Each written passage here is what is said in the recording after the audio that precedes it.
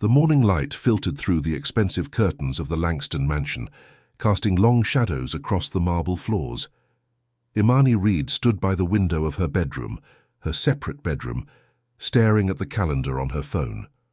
The fee date was circled in red, April 15th.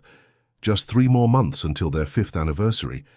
Just 3 more months until she would be free. She tucked her phone away and smoothed her simple cream blouse. At 28, Immani carried herself with a grace that spoke of years of discipline. Her dark skin glowed against the light fabric. Her slender fingers, once destined for concert halls, now fidgeting with her wedding ring. The sound of footsteps in the hallway made her straighten her posture. She knew those steps, measured, deliberate. Graeme. "Good morning," Graeme Langston said, appearing at her doorway, but not crossing the threshold. He never did. That was part of their agreement. "Good morning," Immani replied, her voice steady. She turned to face her husband of almost 5 years. Graeme was handsome in a way that caught people off guard, tall, with sharp features and eyes that calculated everything. At 33, he had built a tech empire that made him millions. His grey suit was perfectly tailored, his dark hair neatly combed. Everything about him was controlled. "There's a charity gala next weekend," he said. "The Children's Hospital fundraiser." Immani nodded. "I'll find something appropriate to wear. The press will be there." His eyes lingered on her face for a moment longer than necessary. "We should coordinate." "Blue?" she asked, knowing his preference. "Blue would be suitable." He cleared his throat. "My assistant will arrange for a car to pick you up from your father's appointment." Immani felt a tightness in her chest at the mention of her father. "Thank you." Graeme nodded once and turned to leave. He paused, his back still to her. "Have you started looking?" he asked, his voice suddenly different. Lower Immani didn't need to ask what he meant. "For an apartment, yes."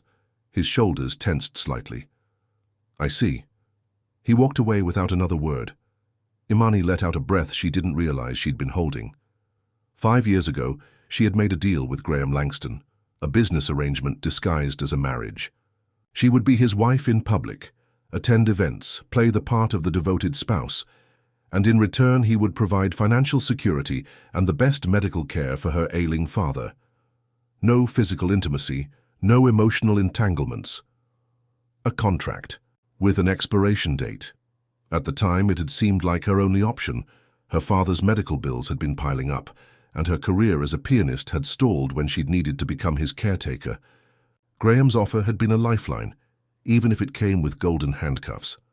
Later that morning, Immani sat in the waiting room of Mount Sinai Hospital, flipping through a magazine without really seeing the pages. Her father, James Reed, was having his monthly checkup.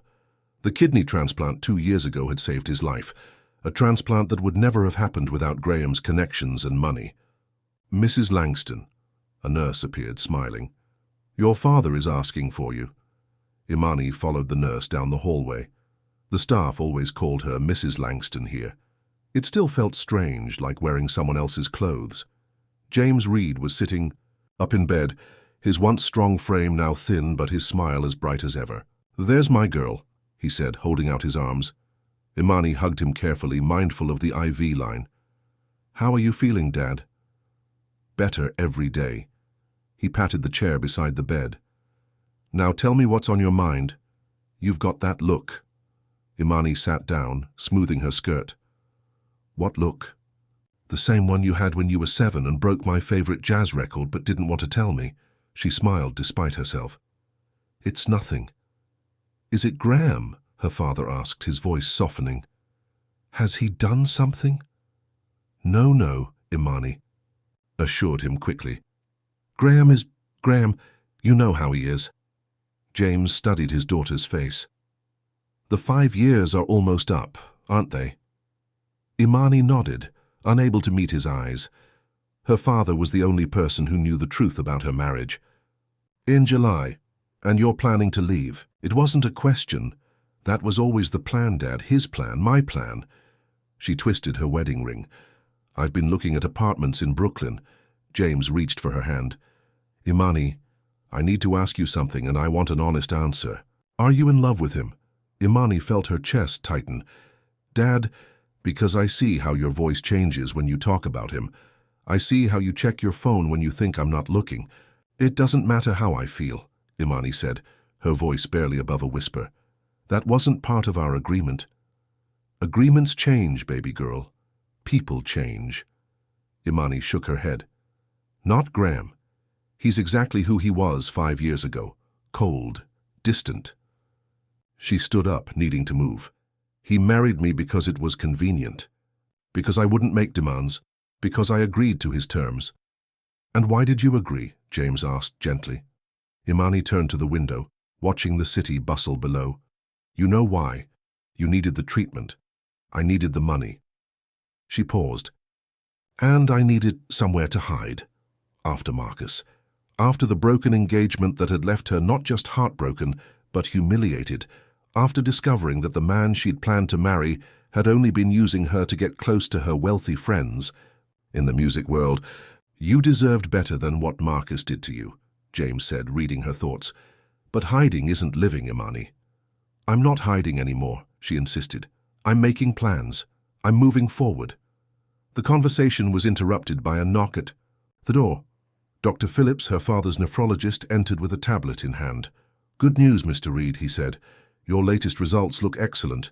The anti-rejection medication is working perfectly." Immani felt a wave of relief. "That's wonderful." "It is," Dr. Phillips agreed. "But I do want to adjust one of your medications, which means we'll need to monitor you more closely for the next few months." Immani's relief faded.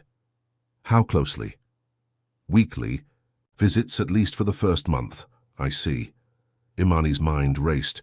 She had been planning to help her father move to a smaller apartment, closer to her new place after she left Graeme.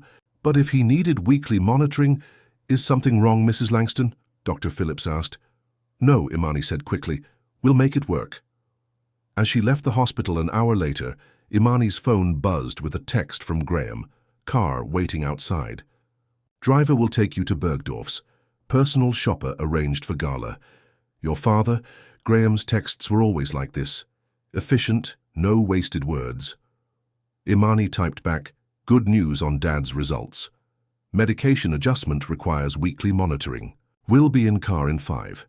She slipped her phone back into her purse, steeling herself for an afternoon of trying on gowns she didn't care about, for an event where she would smile and play the perfect wife.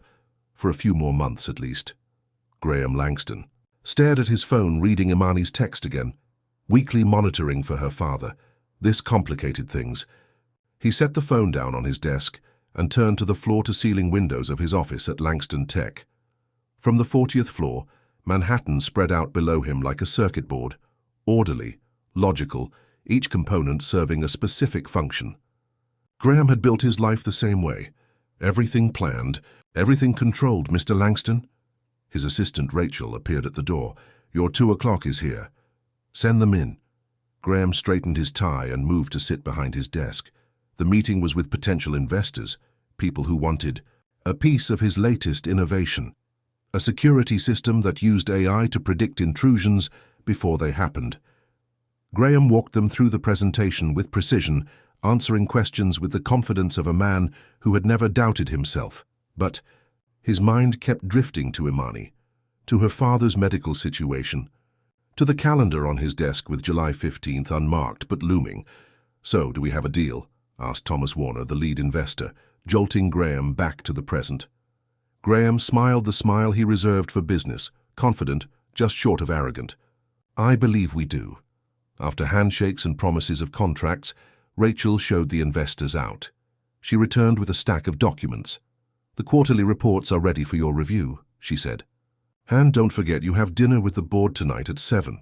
Graeme nodded. "Cancel it." Rachel blinked in surprise. "Sir?" "Reschedule for next week." He stood up, buttoning his suit jacket. "I have a personal matter to attend to."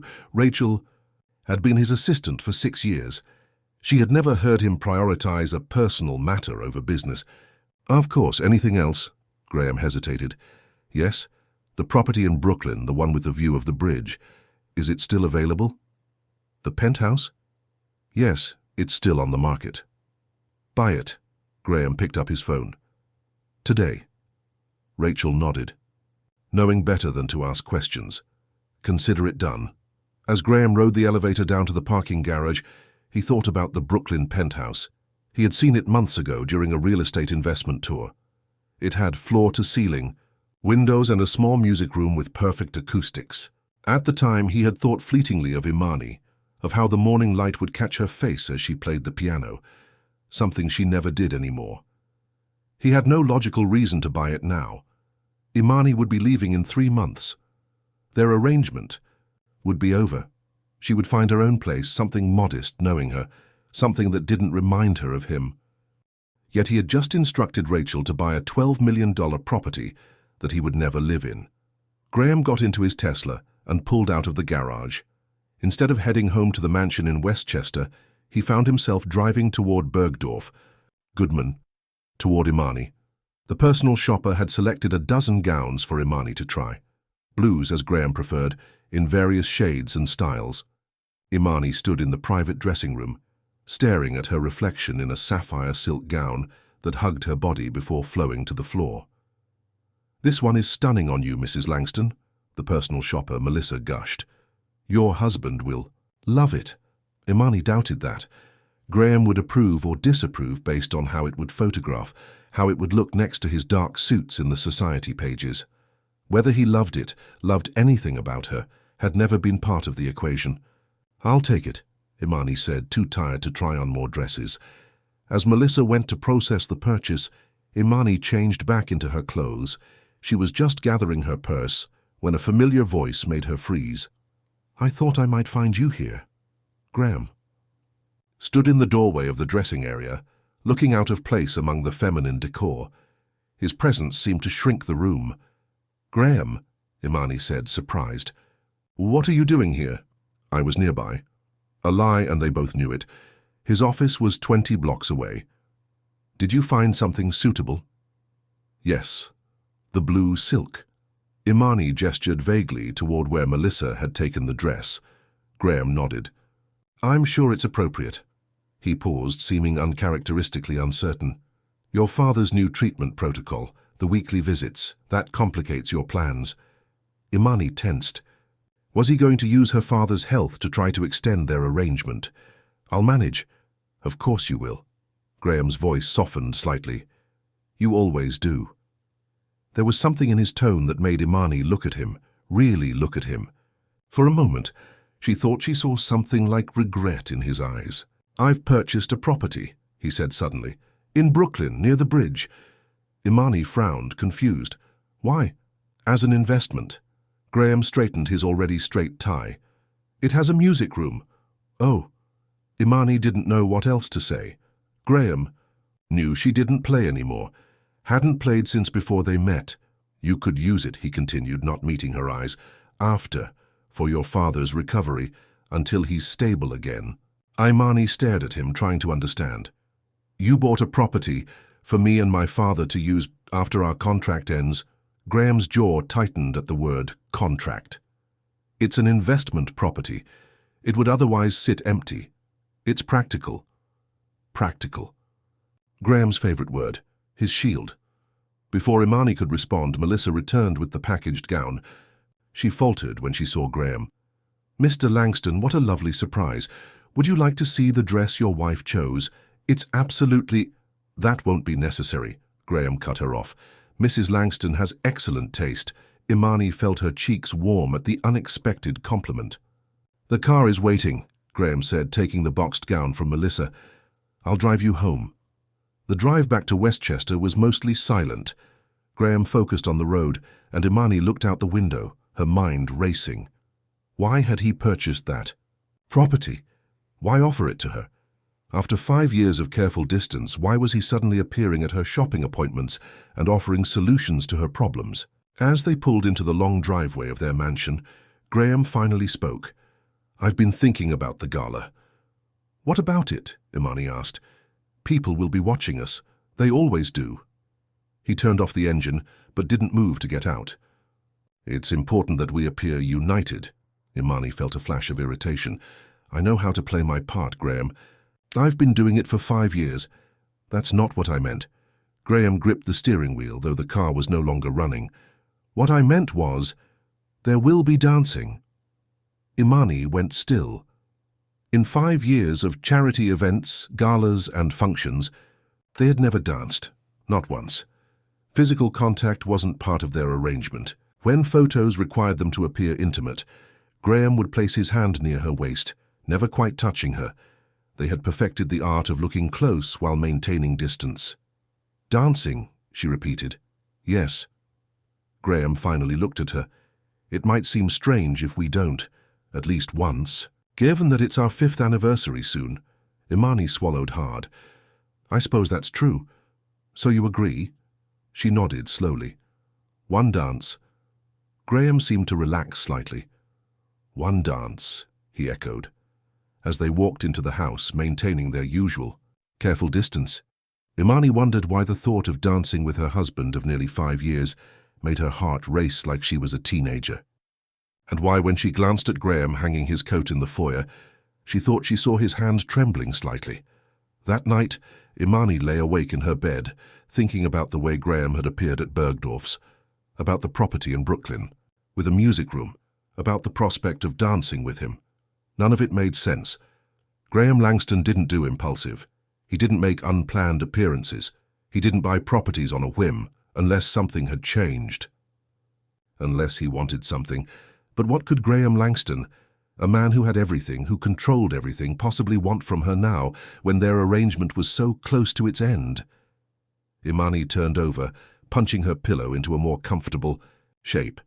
She had 3 more months to get through, 3 more months of pretending, 3 more months of living with a man who had never really seen her, and then she would be free. What she didn't want to admit, even to herself, was how much that thought hurt. Across the hall in his own bedroom, Graeme Langston also lay awake, staring at the ceiling. On his nightstand was a small velvet box that had sat unopened in his safe for nearly 5 years. Inside was the real wedding ring he had purchased for Immani, not the simple band she wore for appearances, but a diamond, set among sapphires that had reminded him of the way her eyes caught the light when she smiled. A smile he rarely saw directed at him. He had never given it to her. It hadn't been part of their arrangement, but in 3 months Immani would walk out of his life forever, and Graeme was beginning to realize that no amount of money, no business, success, no carefully controlled environment could fill the emptiness that would leave. For the first time in his adult life, Graeme Langston was afraid, not of losing something he owned, but of losing someone he had never allowed himself to truly have. The week leading up to the charity gala passed in a blur of preparations and carefully maintained distance. Immani visited her father daily, monitoring his adjustment to the new medication. Graeme buried himself in work, coming home late and leaving early. Their paths rarely crossed, which was normal for them, but now the silence felt different, charged, waiting. Saturday evening arrived, and Immani stood in her bedroom, putting the finishing touches on her appearance. The sapphire gown fit perfectly, highlighting her slender figure and complementing her dark skin. She kept her makeup minimal and wore her hair in a simple updo, a few curls framing her face. As she fastened a pair of diamond earrings, a gift from Graeme on their 1st anniversary, chosen by his assistant, she caught sight of her reflection. She looked elegant, poised, and utterly lonely. A knock on her door startled her. Graeme never knocked on her bedroom door in the evenings. "Yes," she called, smoothing her dress nervously. The door opened and Graeme stood there in a black tuxedo that made him look even taller, more imposing. His eyes widened slightly when he saw her. "You look—" he started, then seemed to catch himself. "The dress is appropriate." Immani nodded, hiding her disappointment at his clinical assessment. "Thank you, you look nice as well." Graeme cleared his throat. "I have something for you." He reached into his pocket and pulled out a long, slim velvet box. "For tonight." Immani took the box cautiously. Inside was a diamond and sapphire bracelet that matched her wedding band perfectly. "It's beautiful," she said softly. "It will photograph well with the dress," Graeme said, but he wasn't looking at the bracelet. He was looking at her face. "May I?" Immani held out her wrist, and Graeme took the bracelet from the box. As his fingers brushed against her skin, securing the clasp, Immani felt a jolt of electricity run through her. It was the first time he had touched her in... She couldn't remember how long. Graeme seemed to feel it too. His hands lingered a moment longer than necessary, and when he looked up, his eyes were darker than usual. "The car is waiting," he said, his voice slightly rough. The ride to the Plaza Hotel where the gala was being held was silent, but not uncomfortable. Immani was acutely aware of Graeme beside her, of the faint scent of his cologne, of the way his knee almost, but not quite, touched hers when the car turned corners. "We should discuss the dancing," Graeme said suddenly as they neared the hotel. Immani turned to look at him. "What about it? It would be best if we appear comfortable with each other." His jaw was tight. "Natural." "I know how to dance, Graeme," Immani said, a hint of sharpness in her voice. "I won't embarrass you." "That's not what I meant." Graeme stared straight ahead. "I meant that people will be watching, analyzing, they always are." He paused.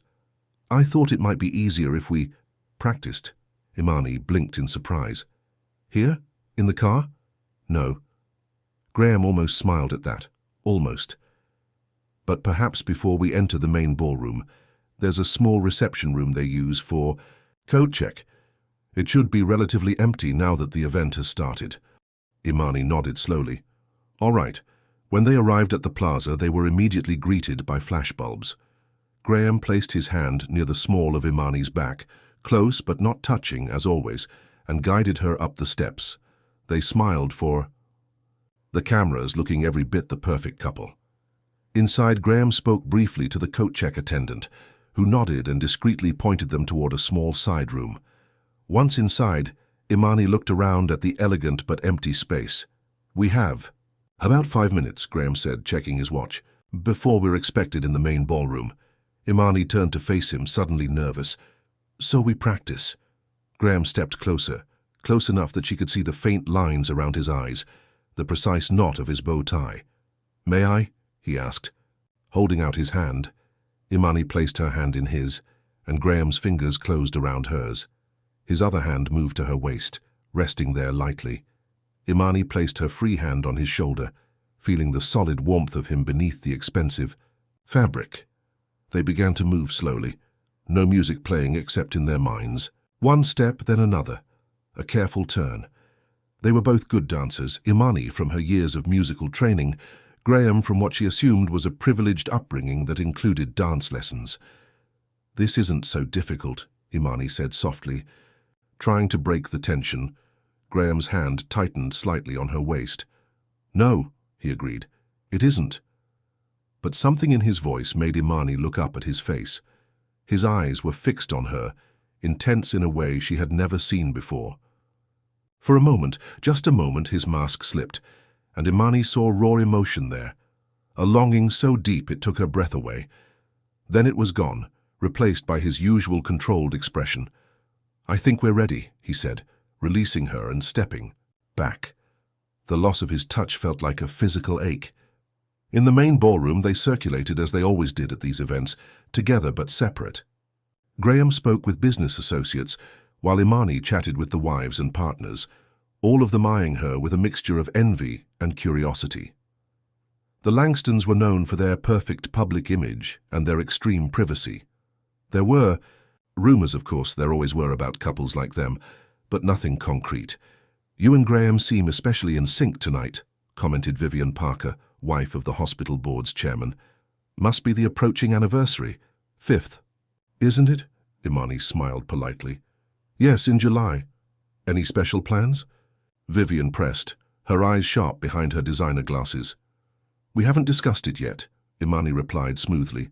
The truth was, there would be no anniversary celebration. July 15th would mark the end, not a milestone. Dinner was served, and Immani found herself seated between Graeme and Dr. Phillips, her father's nephrologist. She was surprised to see him there. "Dr. Phillips, I didn't expect to see you tonight," she said as the first course was served. "I'm on the research committee," he explained.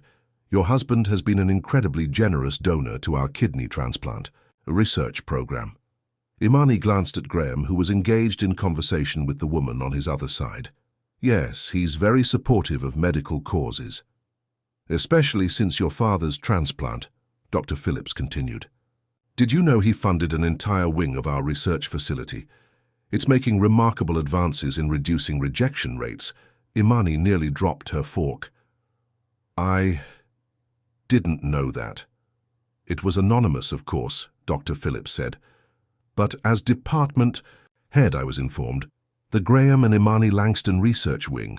He smiled. It's saving lives. Immani sat in stunned silence. Graeme had never mentioned this, never used it to make her feel obligated or grateful. He had simply done it, without fanfare or recognition. When she turned to look at him, Graeme was watching her, an unreadable expression on his face. He had heard, and now he knew that she knew. Before she could say anything, the orchestra began playing, and couples started moving to the dance floor. Graeme stood and offered her his hand. I believe this is where we dance, he said quietly. Immani took his hand and followed him to the center of the ballroom. Unlike their practice session, this time when Graeme pulled her close, there was no hesitation. His hand splayed firmly across her back, holding her against him. Her body fit perfectly against his, as if they had danced together 1,000 times. Why didn't you tell me? She whispered as they moved to the music. About the research wing. Graeme's eyes never left hers. It wasn't relevant to our arrangement. It cost millions, Immani pressed. And you used my name too. It seemed appropriate. Graeme guided her through a turn. The research was inspired by your father's case. Immani studied his face, trying to understand this man she had lived with for nearly 5 years but never really known. You didn't have to do that. I wanted to. Graeme's voice was soft, meant only for her. It matters to you, so it matters to me. The simple words hit Immani like a physical blow. For 5 years, Graeme had maintained his distance, had treated their marriage like a business deal. But now she was discovering that behind that cold facade, he had been paying attention, caring in his own quiet way. They continued to dance, their bodies moving in perfect harmony. Immani was acutely aware of every point where they touched. His, hand on her back, her hand in his, their bodies occasionally brushing together as they turned. She could feel his heart beating, steady, but fast. People are watching, Graeme murmured, his breath warm against her ear. Let them, Immani replied, surprising herself with her boldness. When the music ended, Graeme didn't immediately let her go. For a long moment, they stood there, still holding each other, as the world continued around them. Graeme, Immani began, not sure what she wanted to say, but feeling that something needed to be said. But the moment was broken by a familiar voice. Graeme Langston, I've been looking everywhere for you. They separated quickly, and Immani turned to see a striking blonde woman approaching them. She was beautiful in an obvious way, expensively dressed, perfectly made up, and looking at Graeme, with unmistakable familiarity. Sophia, Graeme said, his voice returning to its usual detached tone. I didn't realize you were attending tonight. Last-minute decision, Sophia replied, barely acknowledging Immani's presence. I need to speak with you about the Singapore project. Can it wait until Monday? Graeme asked, a hint of irritation in his voice. I'm afraid not. Sophia placed a manicured hand on Graeme's arm. It's urgent. Immani watched the interaction with a strange sense of displacement. Sophia was clearly someone important to Graeme, a business associate at minimum, possibly more, and she was touching him with a casual intimacy that Immani had never allowed herself. Excuse me, Immani said quietly. I think I'll get some air. Graeme's eyes snapped to her face. Immani, it's fine, she assured him with a practiced smile. Business is business. I understand. She walked away before he could respond, making her way through the crowded ballroom to a small terrace overlooking the hotel gardens.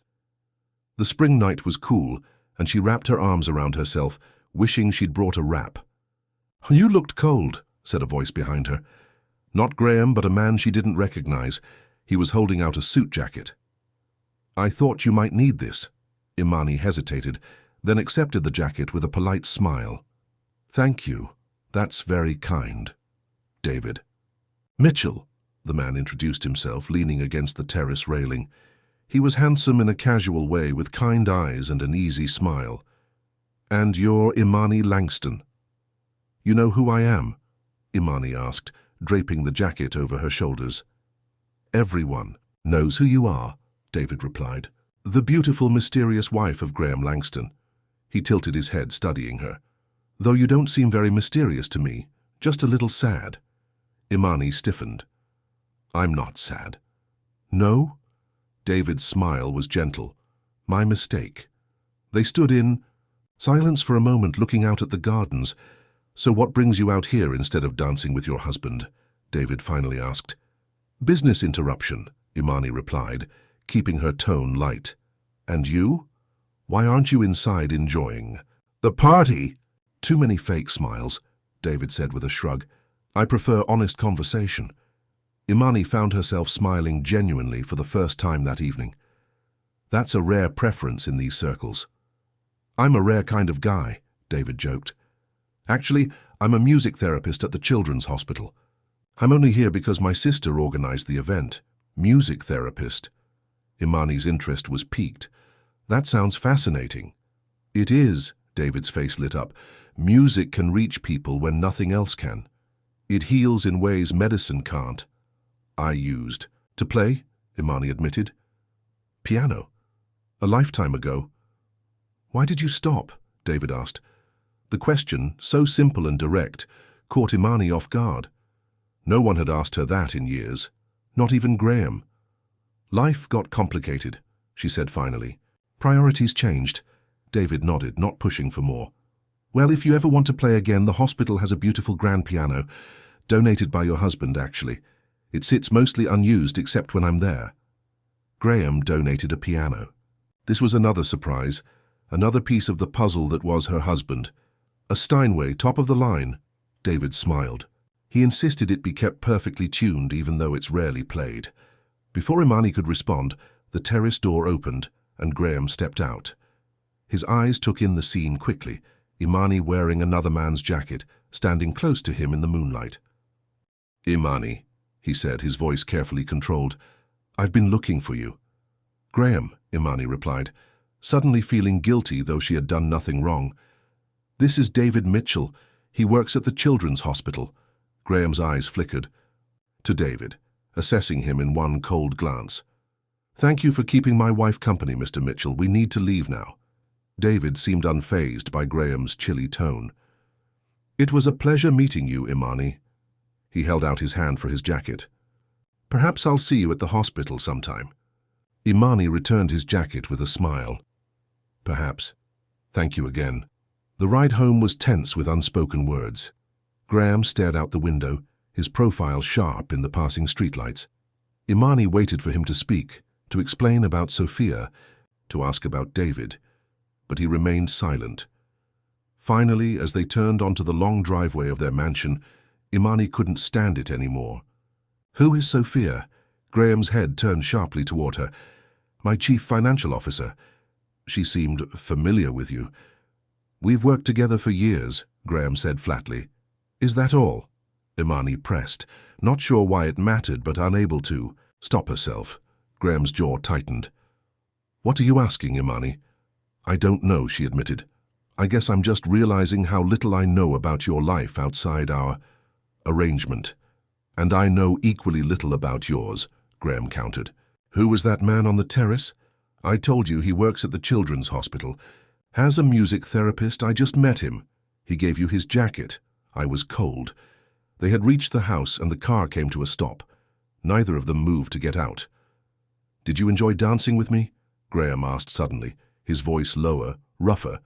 Immani's breath caught in her throat. "Yes," she whispered. Graeme turned to look at her fully, his eyes intense in the dim light of the car. "I enjoyed it too," he said. "More than I should have." With that, he got out of the car and walked into the house, leaving Immani sitting there, her heart racing and her mind full of questions.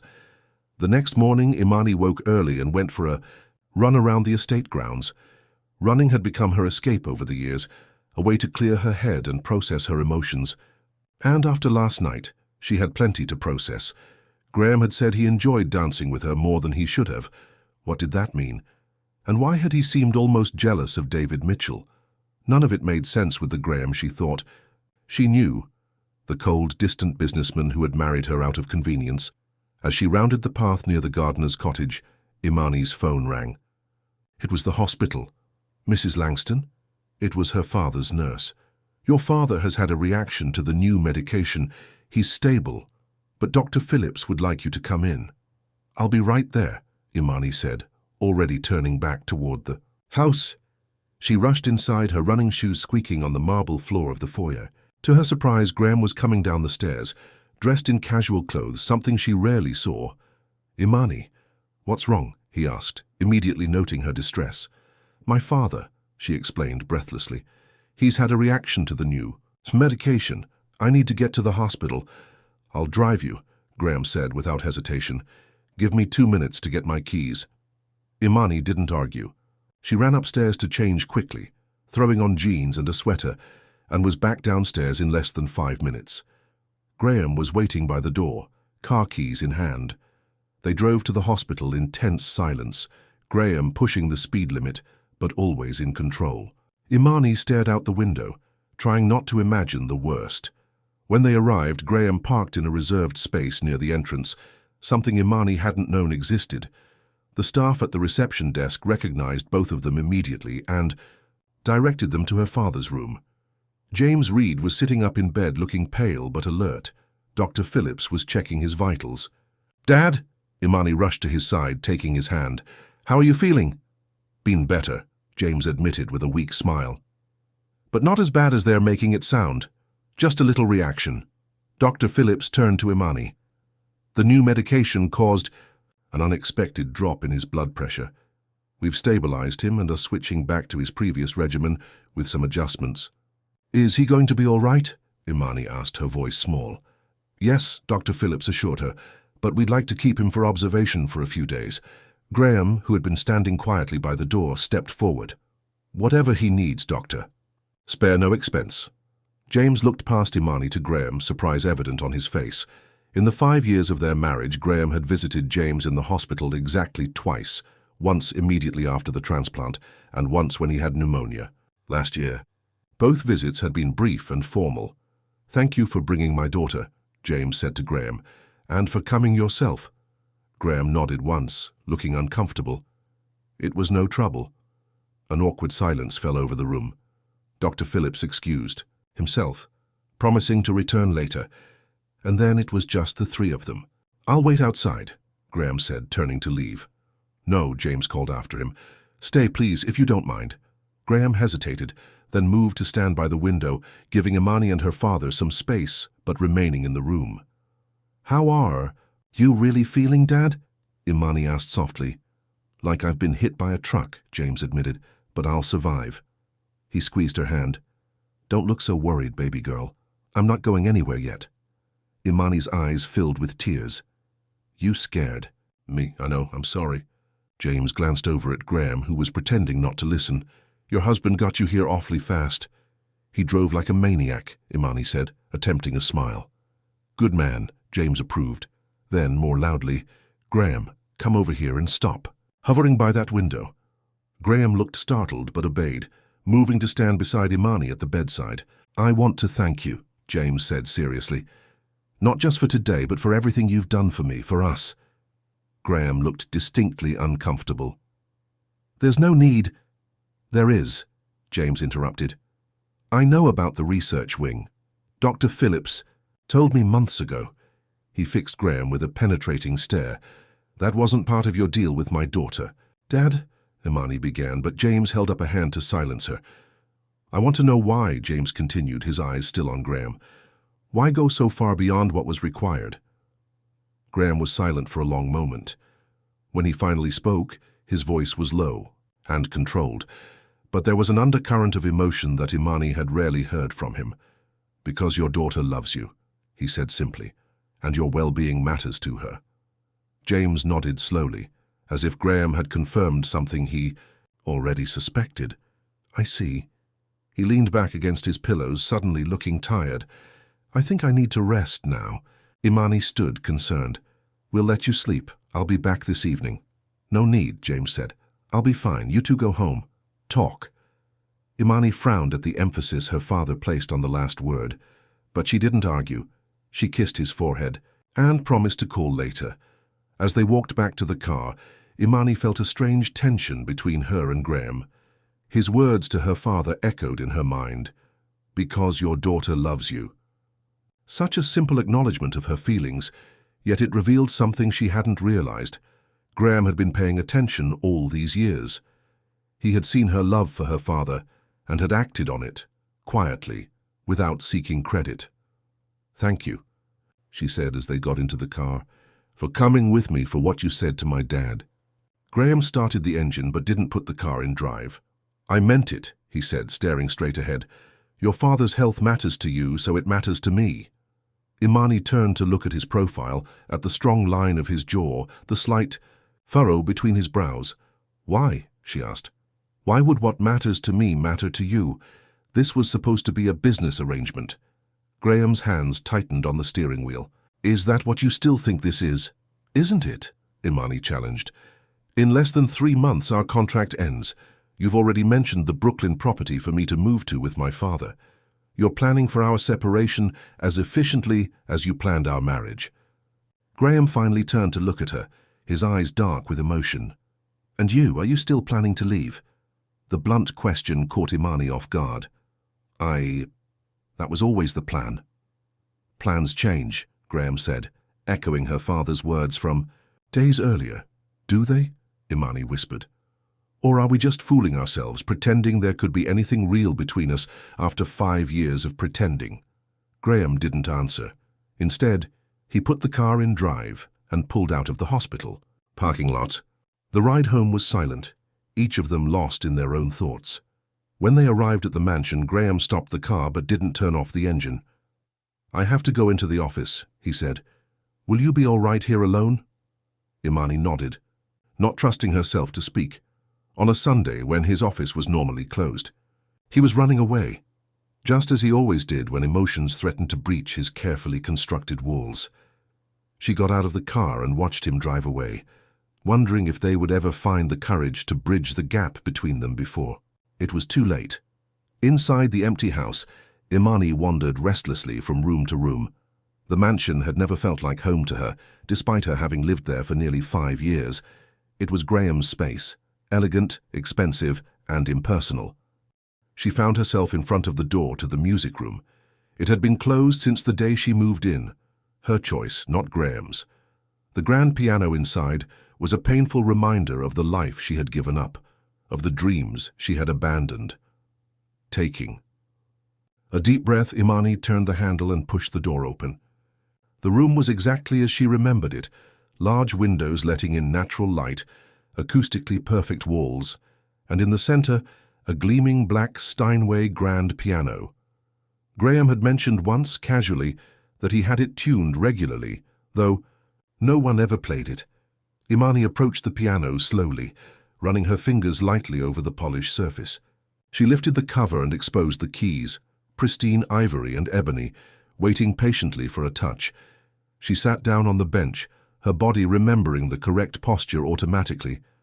How long had it been since she had played? 5 years? Longer?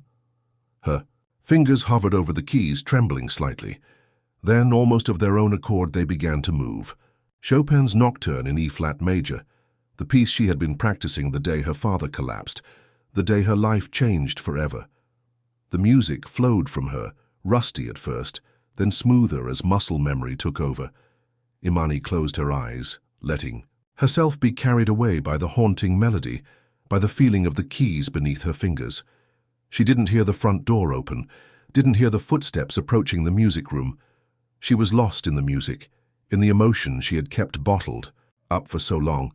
When she finished the piece, the final notes hanging in the air, she opened her eyes to find Graeme standing in the doorway, watching her with an expression she had never seen before, raw, unguarded, almost reverent. Don't stop, he said softly. Please. Immani's hands returned to the keys, and she began to play again. A different piece this time, one she had composed herself years ago but had never finished. Her piece about longing, about waiting, about hope deferred. Graeme moved into the room, drawn by the music. He sat in a chair near the piano, his eyes never leaving her face as she played.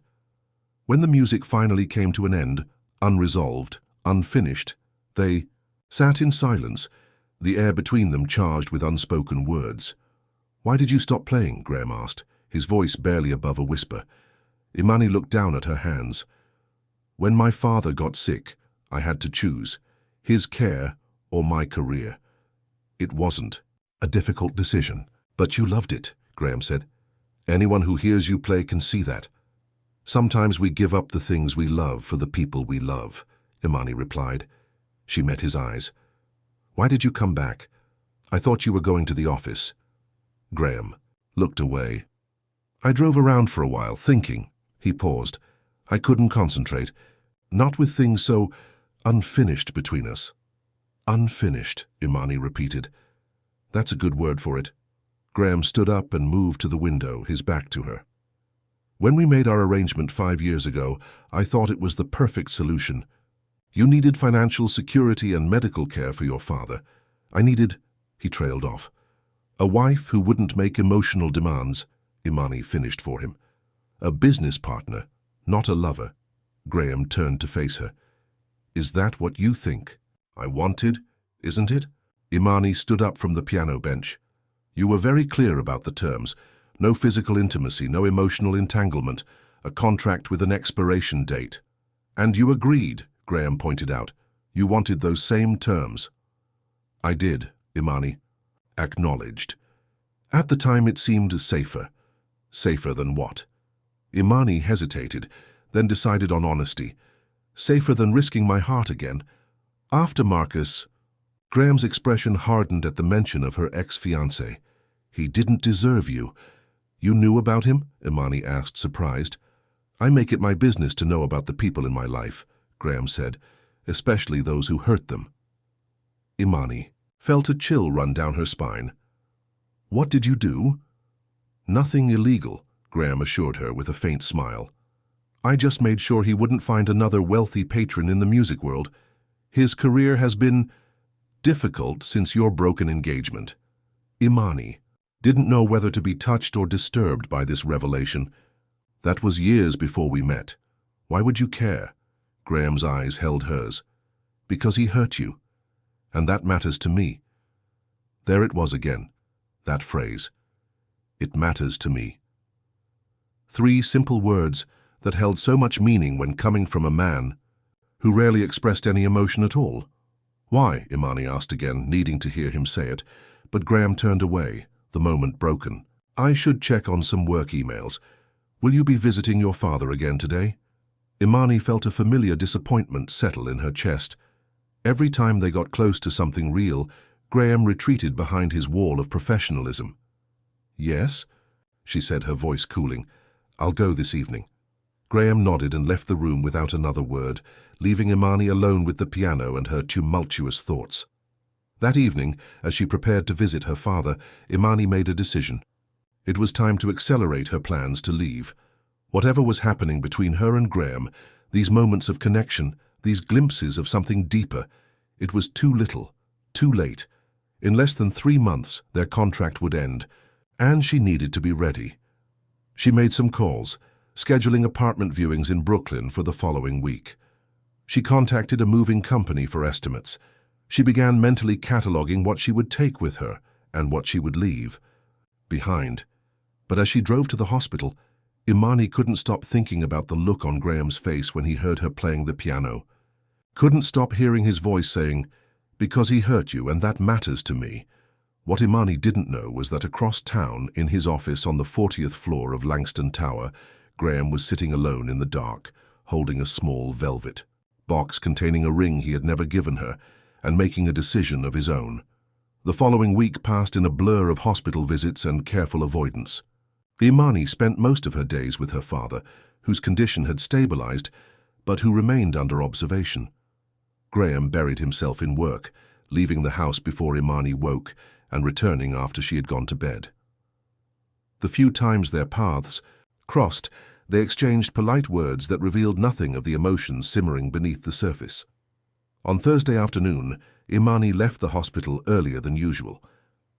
Her father was resting comfortably, and she had scheduled appointments to view apartments in Brooklyn. She had deliberately chosen a time when she knew Graeme would be in meetings, not wanting to explain where she was going or why. The first apartment was in a modern high-rise with a doorman and a gym. It was sleek and impersonal, with floor-to-ceiling windows and stainless steel appliances. The real estate agent pointed out the building's amenities with practiced enthusiasm, but Immani felt nothing as she walked through the sterile rooms. This wasn't a home. It was just another place to exist. The second apartment was in an older building, a converted warehouse with exposed brick walls and wooden beams. It had character but needed work, and Immani couldn't help calculating the cost of renovations, especially if her father would be living with her. "There's one more on the list," the agent said, checking her tablet. "Though it's a bit above the budget you mentioned." "Let's see it anyway," Immani decided. She had savings from her years with Graeme. He had insisted on putting a generous monthly allowance into an account in her name, which she had rarely touched. The final apartment was in a brownstone on a tree-lined street. It had high ceilings, hardwood floors, and large windows that let in plenty of natural light. There was a small garden in the back and, most importantly, a space that could be converted into a bedroom for her father. "This one has good bones," the agent was saying. "And the neighborhood is very quiet. Lots of families and professionals." Immani wandered through the rooms, trying to picture herself living there. It was the best of the three, but something still felt wrong. Something was missing. "There's no space for a piano," she realized aloud. The agent looked surprised. "Oh, do you play?" "There's actually a music school just down the block. Perhaps they have practice rooms you could use." Immani nodded, but her heart wasn't in it. She had only just started playing again after 5 years of silence. The thought of not having a piano in her home felt like preparing to cut off a limb that had just begun to heal. "I'll think about it," she told the agent. "Thank you for showing me the options." As she left the brownstone, Immani checked her phone and saw 3 missed calls from the hospital. Her heart raced as she quickly called back. "Mrs. Langston, Doctor." Phillips answered. "I've been trying to reach you. Is my father all right?" Immani asked, already flagging down a taxi. "Yes, he's stable," Dr. Phillips assured her. "But there's been a development. Your husband is here and he's... Well, I think you should come see for yourself." Confused and concerned, Immani gave the taxi driver the hospital address. What was Graeme doing at the hospital? And why had Dr. Phillips sounded so strange? When she arrived at her father's floor, Immani heard it before she saw it. Music flowing down the hallway. Piano music. She followed the sound, her steps quickening as she recognized the piece, Debussy's Clair de Lune, one of her favorites. The music was coming from the hospital's common room, where a small upright piano sat in the corner. And seated, at that piano, his back straight, his hands moving with surprising skill across the keys, was Graeme. Immani stopped in the doorway, stunned. In 5 years of marriage, she had never known Graeme played the piano. He had never mentioned it, never demonstrated it. Yet here he was, playing one of the most beautiful pieces in the classical repertoire, with obvious training and feeling. A small crowd had gathered, patients, nurses, visitors, all watching in appreciation. Immani's father was there too, in a wheelchair, a smile on his face as he caught sight of his daughter. Graeme didn't see her. He was lost in the music, his usually stern face relaxed, almost peaceful. Immani watched, mesmerized, as his fingers danced across the keys, coaxing emotion from the old hospital piano that she wouldn't have thought possible. When the piece ended, there was a moment of silence before the small audience broke into applause. Graeme looked up, startled, as if he had forgotten anyone was listening. His eyes found Immani standing in the doorway, and for a second he looked almost guilty, like a child caught in a secret. "Encore," called one of the elderly patients. Graeme shook his head with a small smile. "I'm afraid that's all I remember," he said, standing up from the piano bench. "It's been many years." The crowd dispersed, many stopping to thank Graeme as they left. He accepted their gratitude with awkward nods, clearly uncomfortable with the attention. Finally, it was just Immani, Graeme, and James in the room. "I didn't know you could play," Immani said softly, moving closer. Graeme adjusted his tie, his businessman persona slipping back into place. I took lessons as a child. I'm very out of practice. Could have fooled me, James commented from his wheelchair. That was impressive, son. Graeme's eyes flickered at the casual use of son, but he didn't correct James. Thank you. How are you feeling today, Mr. Reed? Better, James said. Good enough to enjoy a little music. He looked between Immani and Graeme with knowing eyes. In fact, I was just telling the nurses I'm ready to go home. Maybe tomorrow or the next day. That's wonderful, Immani said, though her mind was still processing the sight of Graeme at the piano. But you shouldn't rush it. I'm not rushing, James insisted, just ready to sleep in my own bed. He yawned dramatically. Speaking of which, I think I need a nap now. Would you mind taking me back to my room? Graeme moved behind the wheelchair. I'll do it. As they walked down the hallway, James looked up at Graeme. That was a nice thing you did, playing for the patients. Made their day. Graeme shrugged. It was nothing. It wasn't nothing, James disagreed. Neither is that research wing you funded, or the piano you donated, or the way you look at my daughter when you think no one's watching. Graeme's steps faltered slightly. Mr. Reed, James, the older man corrected. After 5 years, I think we can drop the formalities. James, Graeme amended. I'm not sure what you're implying. Yes, you are, James said calmly. And I'm not implying anything. I'm stating facts. They had reached his room, and as Graeme helped him from the wheelchair to the bed, James added, My daughter deserves to be happy. I agree, Graeme said stiffly. Do you make her happy? James asked bluntly. Graeme was saved from answering by Immani's arrival. Dad, the nurse says you need to take your medication before your nap. James settled back against his pillows. Always. More pills, he grumbled good-naturedly. You two go on, I'll be fine. I'll stay, Immani said. Graeme, you probably need to get back to work. Graeme checked his watch, though he didn't really need to.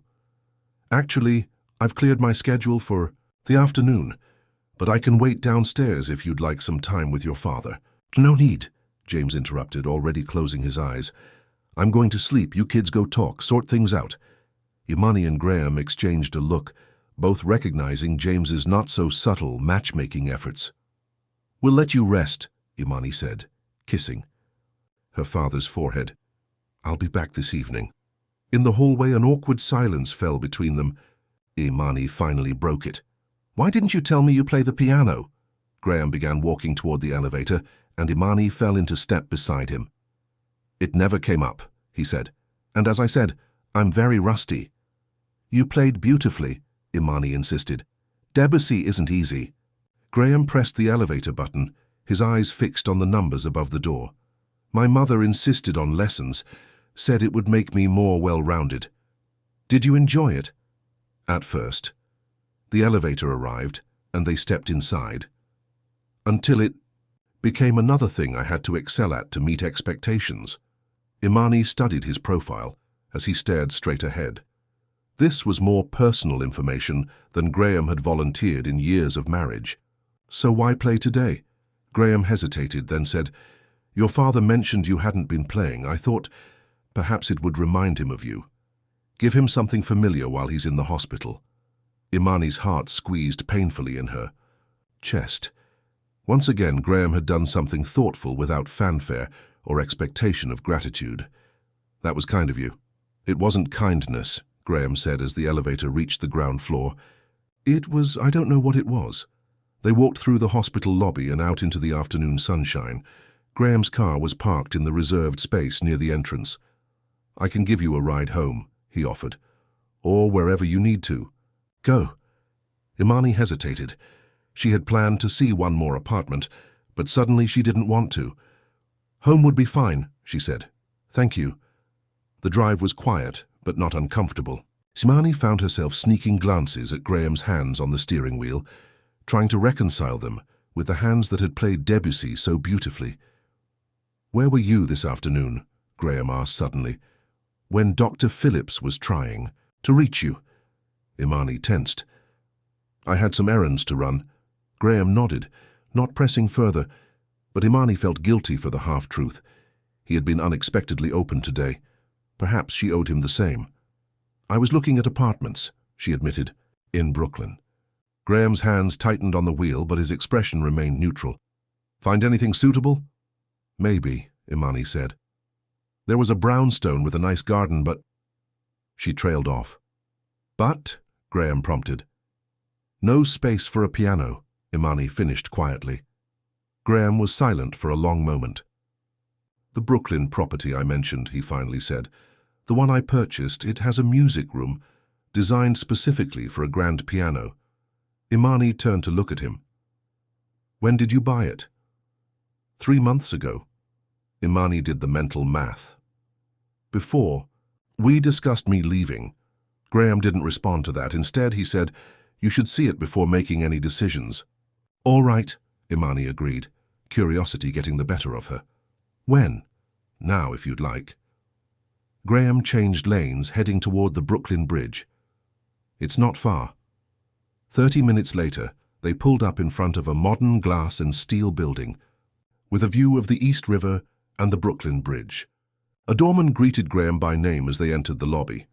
Top floor, Graeme told Immani as they stepped into the private elevator that required a keycard. It has its own entrance. The elevator opened directly into a spacious foyer. Graeme unlocked the door and stepped back, allowing Immani to enter first. The penthouse was stunning, open and airy, with walls of windows that framed spectacular views of Manhattan across the river. The floors were warm wood, the furniture minimal but elegant. It was beautiful, but what caught Immani's attention immediately was the baby grand piano sitting in a room off the main living area, positioned to catch the natural light. She walked toward it, drawn as if by a magnet. It was a Steinway, similar to the one in Graham's mansion, but smaller, more intimate, perfect for the space. This is the music room, Graeme said, unnecessarily following her. The acoustics are excellent. Immani ran her fingers lightly over the polished surface of the piano. It's beautiful. It's yours, Graeme said. Whether you decide to live here or not, I bought it for you. Immani turned to face him, confused. I don't understand. Graeme moved to the windows, looking out at the city skyline. When our contract ends, he said, his voice carefully controlled, you'll need somewhere to live, somewhere suitable for you and your father. This place has everything. You need, including elevator access for his wheelchair and a guest suite with its own bathroom. You bought this place for me 3 months ago, Immani said slowly, before we had discussed the end of our arrangement. Graeme didn't turn around. I like to be prepared. For what? Immani pressed. For me leaving? Or for me staying? Now Graeme did turn, his eyes meeting hers. What do you want, Immani? The blunt question caught her off guard. What do I want? Yes. Graeme took a step toward her. In all our discussions about the end of our contract, we've talked about logistics, arrangements, practical matters, but we've never discussed what you want. Immani felt her heart rate accelerate. I thought it was clear. When we made our arrangement, it was for 5 years. After that, I would be free to go. Free to go, Graeme repeated. Is that what you want? Freedom from me? Immani looked away, unable to hold his intense gaze. It's not that simple. It could be, Graeme said, his voice dropping lower. If you would just tell me what you want. What about what you want? Immani countered. You've never said. Graeme was silent for a long moment. Then, I want what matters to you. Immani made a sound of frustration. You keep saying that. It matters. To you, so it matters to me. What does that even mean, Graeme? It means, Graeme said carefully, that your happiness is important to me. Why? Immani challenged. Why would my happiness matter to the great Graham Langston, the man who married me as a business arrangement, the man who hasn't touched me in 5 years? Because I asked you not to, Graeme said, his voice suddenly harsh. That was your condition, not mine. Immani stared at him, stunned. What are you talking about? Graeme ran a hand through his hair, a rare gesture of agitation. When we were negotiating the terms of our arrangement, you specifically requested no physical intimacy. A marriage in name only, you said. I agreed because it was what you wanted. Immani shook her head, confused. No, that's not how I remember it. You were the one who wanted a purely professional relationship. You said you had no interest in a real marriage. I said I had no interest in a traditional marriage, Graeme corrected, with all the expectations and obligations that entails. I never said I didn't want you. The air between them seemed to crackle with tension. Immani felt as if the ground beneath her feet had suddenly shifted. For 5 years, she had believed Graeme saw her as nothing more than a convenient solution to a public relations problem, a wife who would look good on his arm and make no emotional demands. Had she misunderstood everything from the beginning? This doesn't make sense, she said finally. If what you're saying is true, why didn't you ever indicate that you wanted something different? Why maintain this cold, distant relationship? For 5 years, Graeme's expression was pained. Because it was what you agreed to, what you seemed to want, and He looked away. I didn't trust myself to push for more. What does that mean? Immani asked, her voice barely above a whisper. It means, Graeme said, meeting her eyes again, that I was afraid if I touched you even once I wouldn't be able to maintain the distance you wanted, the distance I thought you needed. Immani felt dizzy with the implications of what he was, saying, Graeme, are you telling me that for 5 years we've been keeping our distance because each of us thought it was what the other wanted? The corner of Graeme's mouth lifted in a sad half-smile. It would appear so. Immani didn't know whether to laugh or cry. 5 years of loneliness, of lying awake at night in a room across the hall from her husband, wondering why he had never wanted her. 5 years of believing she wasn't enough, wasn't what he really wanted, and all because of a misunderstanding neither of them had been brave enough to clarify. So what happens now? She asked, her voice unsteady. Graeme took a step closer to her, close enough that she could smell his cologne, feel the warmth radiating from his body. That depends on what you want, Immani. Our contract ends in less than 3 months. You could take this apartment and move on with your life, or, Immani prompted when he didn't continue. Graeme's eyes searched hers. Or we could renegotiate our terms. Immani's breath caught in her throat. What terms would you suggest? No terms, Graeme said simply. No contract, no end date, just us. Trying to build something real. Immani's heart was pounding so hard she was sure Graeme could hear it. This was everything she had secretly wanted and had convinced herself was impossible. And yet she was afraid. Afraid of believing, afraid of being hurt, afraid of discovering that what Graeme was offering wasn't real or wouldn't last. I need time, she said finally, to think. This is a lot to take in. Graeme nodded, taking a step back, giving her space. Of course, take all the time you need. The moment was interrupted by Immani's phone ringing. She checked the screen. It was the hospital. Hello? She answered, turning away from Graeme. Mrs. Langston, it's Dr. Phillips. Your father is asking for you.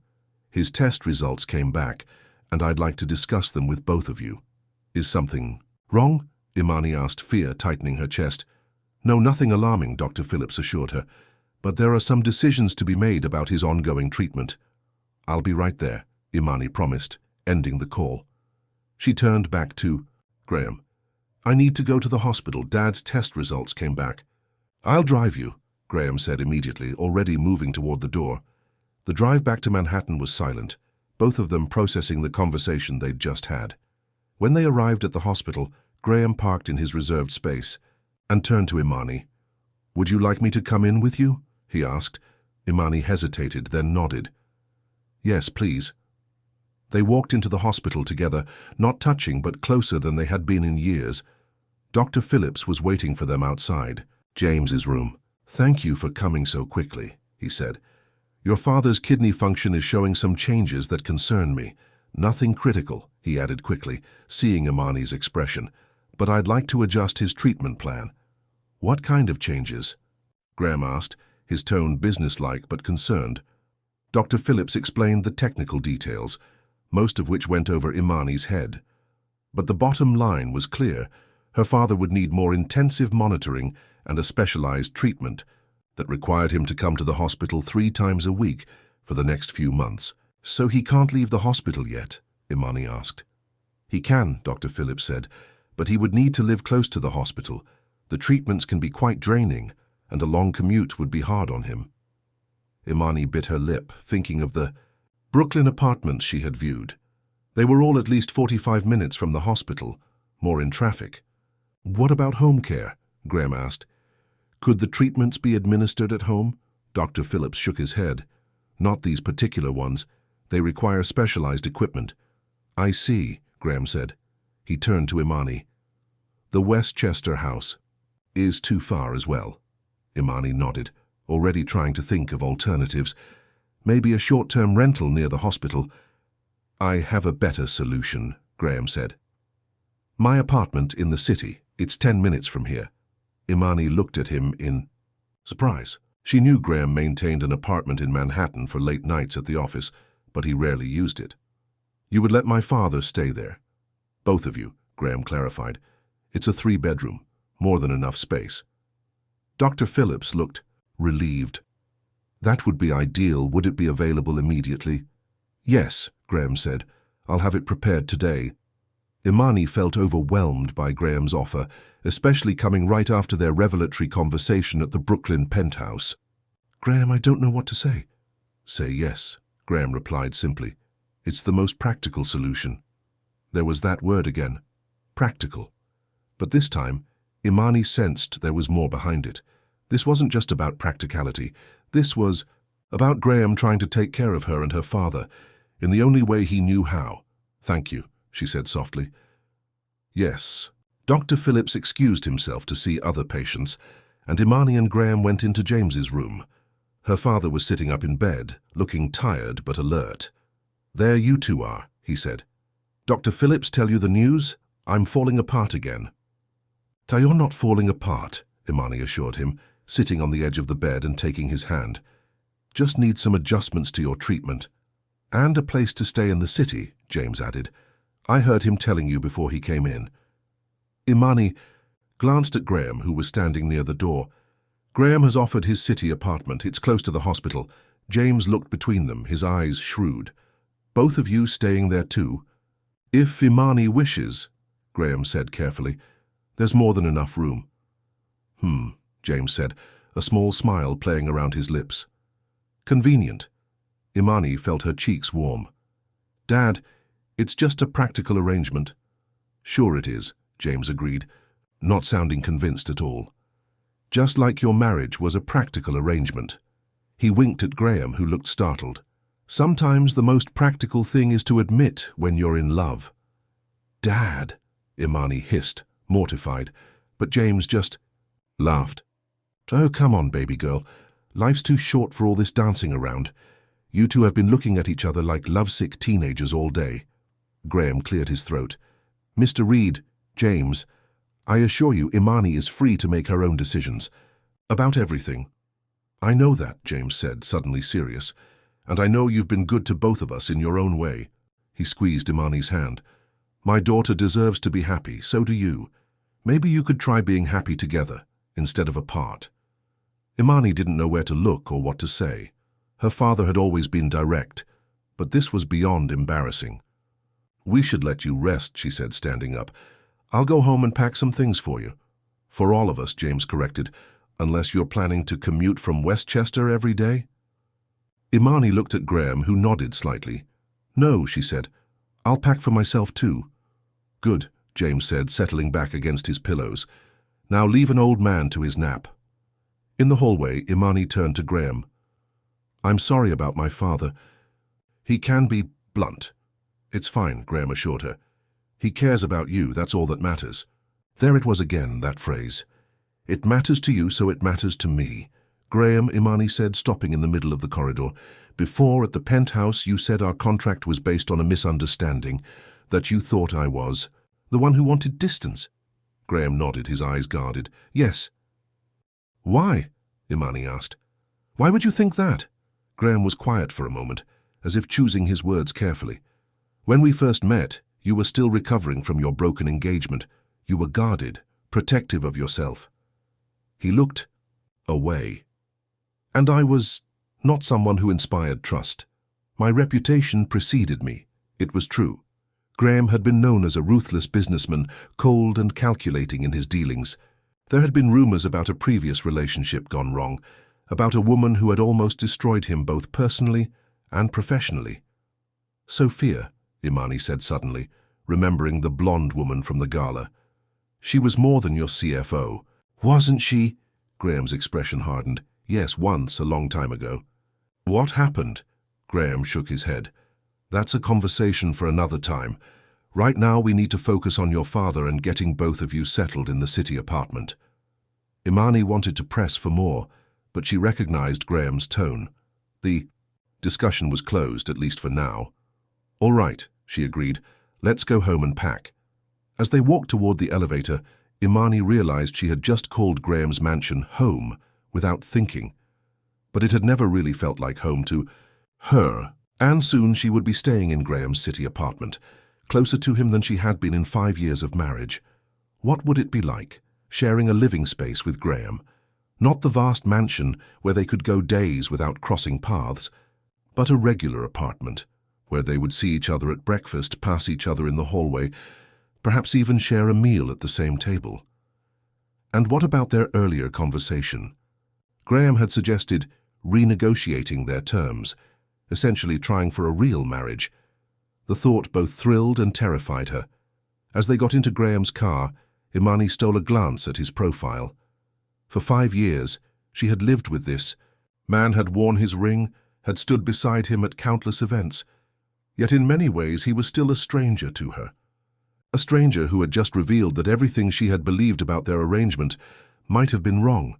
Graeme, she said as they pulled out of the hospital parking lot, when we get to the city apartment, we should talk, really talk. Graeme's hands tightened on the steering wheel, but he nodded. Yes, he agreed. I think it's time. What neither of them knew was that waiting in Graeme's office at Langston Tower was Sophia, with news that would threaten everything they had just begun to build. News that would force both of them to confront not just their present and future, but their past as well. And the clock was ticking toward their 5th anniversary, the day that had always been meant to mark their end, but might now become a new beginning, if they could find the courage to reach for it. Graeme's city apartment was nothing like the mansion in Westchester. While still luxurious, it was warmer, more lived in. The furniture was comfortable rather than formal, the decor less austere. It felt, Immani thought as she walked through the main living area, almost like a real home. Your father's room is this way, Graeme said, carrying James's suitcase down the hallway. It has its own bathroom and is closest to the main entrance, which will be convenient for his hospital visits. James, who had been discharged that afternoon, followed slowly, leaning on his cane.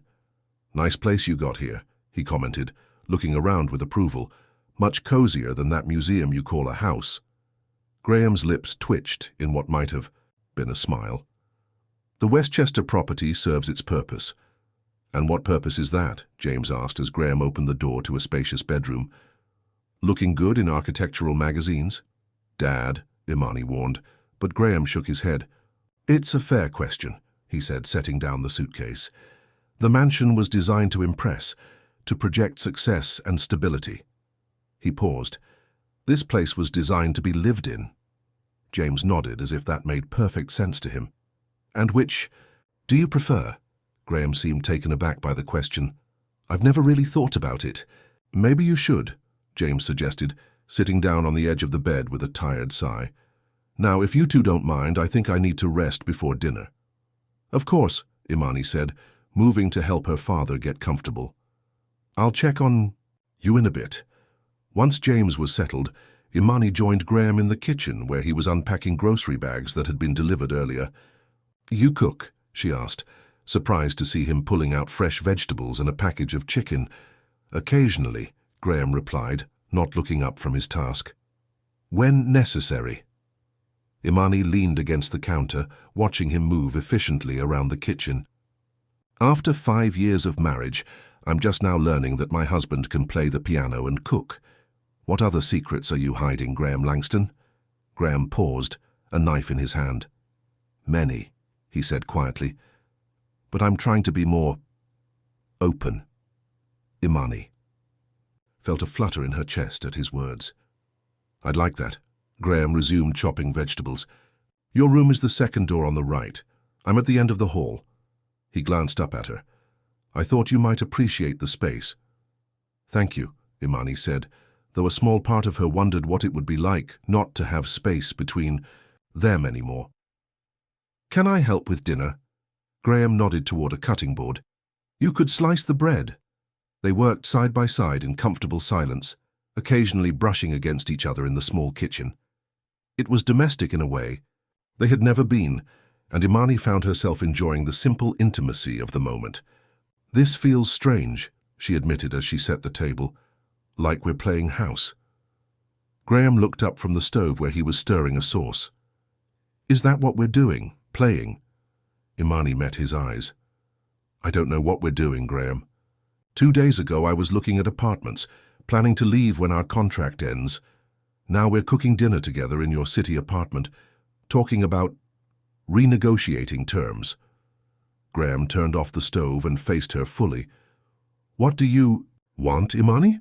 If there were no contract, no arrangement, no history between us, what would you want?" Immani took a deep breath. "I'd want to be with someone who sees me, really sees me, someone who isn't afraid to reach for me when they want me." She held his gaze. "Someone who isn't afraid to love me." Graeme's expression was pained. "And you don't believe I can be that person?" "I don't know," Immani said honestly. 5 years is a long time to keep someone at arm's length." "Yes," Graeme agreed. "It is. For both of us." They were interrupted by Graeme's phone ringing. He checked the screen and frowned. "Excuse me, I need to take this." Immani nodded, turning back to the table while Graeme stepped into the living room. She couldn't help overhearing his side of the conversation. "This isn't a good time, Sophia." "No, it can't wait until tomorrow?" "I see." "All right, I'll be there. In 30 minutes. When Graeme returned to the kitchen, his expression was closed off, the openness of moments ago gone. "I need to go to the office," he said, already removing his apron. "An urgent matter has come up." Immani felt a chill of disappointment. "Sophia?" "Yes," Graeme admitted. "There's an issue with the Singapore project that requires my immediate attention." "Of course," Immani said, keeping her voice neutral. "Business comes first." Graeme paused, seeming to really look at her. "This isn't me running away, Immani. This is a legitimate business issue that needs to be resolved." "I understand," Immani said, though part of her didn't. Part of her felt like Graeme was retreating behind his wall of work and duty, just as things were getting real between them. "Dinner is almost ready," Graeme said, glancing at the stove. "Everything just needs to simmer for another 20 minutes. Will you be all right serving your father?" "We'll be fine," Immani assured him. "Go." Graeme hesitated, then stepped closer. To her. For a heart-stopping moment, Immani thought he might kiss her. Instead, he reached out and squeezed her hand briefly. "I won't be long," he promised. After he left, Immani stood in the kitchen, her hand still tingling from his touch. Such a small gesture, and yet it felt monumental after years of careful distance. She finished preparing dinner, her mind racing, with questions. What urgent business matter could Sophia possibly have that required Graeme's presence at 8 o'clock in the evening? And why did it bother her so much? "Because you're jealous," a voice in her head whispered. "Because for 5 years you've watched Graeme keep everyone at a distance, only to discover that maybe with Sophia, he doesn't." "Something smells good," James said, appearing in the doorway. "Where's your husband?" "Work emergency," Immani replied, forcing a smile. "It's just us for dinner." James settled at the table, eyeing his daughter thoughtfully. "You're worried." "I'm fine," Immani insisted, serving the chicken and vegetables. "How are you feeling? You should be resting." "I've rested enough," James said, waving away her concern. "And you're changing the subject. What's going on with you and Graeme?" Immani sighed, sitting down across from her father. "I don't know, Dad. Everything's changing so fast. This morning I was looking at apartments, planning my life after Graeme. And now you're not sure you want a life after Graeme," James finished for her. "It's more complicated than that," Immani said, pushing food around on her plate. "We've been married for almost 5 years, but in some ways we're strangers. There's so much we've never said to each other, so much we've kept hidden." "That's marriage," James said simply. "Even the good ones have secrets. Your mother and I certainly did." Immani looked up, surprised. Her parents' marriage had always seemed so perfect to her. You and Mom had secrets?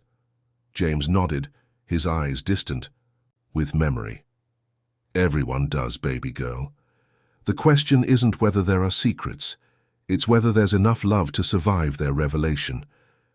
I don't even know if Graeme is capable of love, Immani said softly. Not the kind I need. Have. You asked him, James countered. Or are you assuming, like you've been assuming for 5 years, that he wanted distance when maybe he didn't? Immani had no answer for that. They ate in silence for a while, each lost in their own thoughts. There's a sketchbook in my suitcase, James said suddenly. The one you left at my apartment. I brought it, thought you might want it. Immani froze, her fork halfway to her mouth. Dad, you didn't. I did, James confirmed. Been holding on to it for years. You have talent, baby girl, always did. Immani set down her fork, no longer hungry. The sketchbook her father was talking about contained drawings she had made of Graeme over the years. Moments captured in pencil and charcoal. Graeme reading by the fireplace. Graeme standing at the window watching the rain. Graeme sleeping on the couch during one of the rare occasions when he'd brought work home and fallen asleep in the living room. She had never shown the drawings to anyone. They were too revealing, too intimate. They showed Graeme as she saw him, not the cold, controlled businessman the world knew, but a man with depth and complexity, with moments of unexpected softness. I didn't know you kept that, she said, avoiding her father's knowing gaze. Found it when I was moving some things around after my last hospital stay, James said. You should show him. No, Immani said firmly. Absolutely not. Why not? James asked. Afraid of what it might reveal? About him or about you?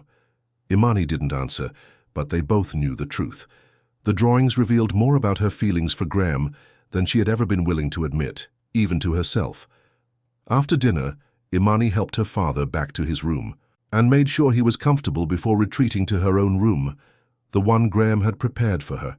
It was tastefully decorated in soft blues and creams, with a comfortable-looking queen-sized bed and a small writing desk by the window. On the desk was a framed photograph that made Immani's breath catch, a picture of her at her last piano recital before her father got sick, her face alight with joy as she took a bow. Graeme had kept this.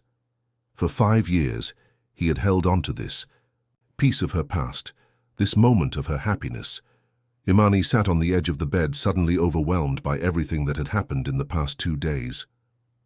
Her world had been turned upside down, her certainties shaken. The man she had believed wanted nothing from her but a convenient public face was revealing himself to be something else entirely. Something more complex, more human, more possible. She was still sitting there when she heard the front door open and close. Graeme was back. She glanced at the clock. It was nearly midnight. Whatever business matter had required his attention had taken hours to resolve. Immani debated whether to go out and greet him, to ask about his meeting with Sophia, to continue the conversation they had started in the kitchen. But exhaustion suddenly hit her like a wave, and she decided it could wait until morning. She was just about to change for bed when there was a soft knock on her door. Immani. Graeme's voice was low, careful not to disturb James. Are you awake? Immani opened the door to find Graeme standing there, still in his business suit but looking unusually disheveled. His tie was loose, his hair slightly mussed, as if he'd been running his hands through it. There were lines of tension around his eyes. Is everything all right? She asked. No, Graeme said frankly. May I come in? There's something I need to tell you. Immani stepped back, allowing him into her room. Graeme entered, but remained standing, near the door as if unsure of his welcome. How was your meeting? Immani asked, sitting on the edge of the bed. Illuminating, Graeme said, his expression grim. Sophia is trying to take over the company. What? Immani hadn't expected that. How? She's been quietly buying shares and courting board members, Graeme explained. She has a plan to merge with a competitor and push me out. Can she do that? She can try, Graeme said, his jaw tight. She has support from some influential people who think I've lost my edge. And why would they think that? Immani asked, Graeme's eyes met hers. Because of you. Immani felt as if she'd been slapped. Me? What have I done? Nothing, Graeme said quickly. It's what they think I've done. Or rather, not done. He ran a hand through his hair in frustration. They think I've become soft, distracted, that I'm not the same ruthless businessman who built the company. And they blame me for that, Immani said slowly. Sophia does, Graeme confirmed. She told the board that my marriage has made me weak, that I've spent the last 5 years making decisions based on sentiment rather than strategy. Like the research wing for my father, Immani realized. The piano at the children's hospital. Graeme nodded. Among other things. Immani felt a cold weight settling in her stomach. And what did you tell them? Graeme straightened, his expression hardening into the mask she knew so well. I told them that my personal life is none of their concern, that my decisions, whether they approve of them or not, have resulted in consistent growth and profitability, and that if they want to challenge me, they should prepare for a fight they won't win. Despite everything, Immani felt a flutter of pride at his fierce determination. This was the Graeme Langston the business world knew and feared, confident, uncompromising, unstoppable. Will it be enough? She asked. It will have to be, Graeme said. He hesitated, then added, but there's more, something you need to know about Sophia. Immani tensed, bracing herself for what she had suspected all along, that Sophia was more than Graeme's CFO, more than a former girlfriend, that perhaps she had never really been former at all. Sophia and I were engaged, Graeme said, confirming one of her fears. 8 years ago, before I met you. I see, Immani said, trying to keep her voice steady. What happened? Graeme moved to the window, looking out at the city lights. I caught her sharing proprietary information with a competitor, information that could have destroyed the company I was building. His voice was flat, emotionless. She was using me, using our relationship, to help her real lover get ahead. Immani's heart ached for him, for the betrayal he had suffered. I'm sorry, she said softly. Graeme turned to face her. I ended our engagement, of course, fired her immediately, but the damage was done, not just to the company, but to me. His eyes held hers. I swore I would never put myself in that position again, never let anyone close enough to hurt me like that. And then you married me, Immani said, understanding dawning. A safe arrangement with clear terms. No emotional entanglement, no risk of betrayal. Yes, Graeme admitted. At least that's what I told myself. He took a step toward her. But I was wrong, Immani, so wrong. About what? Immani asked, hardly daring to breathe. About being safe, Graeme said. There is no safety in loving someone. There is only the choice to be brave enough to try. Immani stood up, her heart pounding. Graeme, what are you saying? I'm saying, Graeme took another step closer, that I've been a coward for 5 years. That I married you thinking I could keep my heart protected, keep myself from feeling too much. And instead, I've felt everything, every day, and been too afraid to tell you. Immani couldn't believe what she was hearing. Graeme Langston afraid, the man who faced down business rivals without blinking, who made million-dollar decisions without hesitation. Why now? She asked. Why tell me this now, when our contract is so close to ending? Because I don't want it to end, Graeme said. Simply. Because Sophia made me realize tonight that while I've been hiding from my feelings, I've been showing them to everyone else.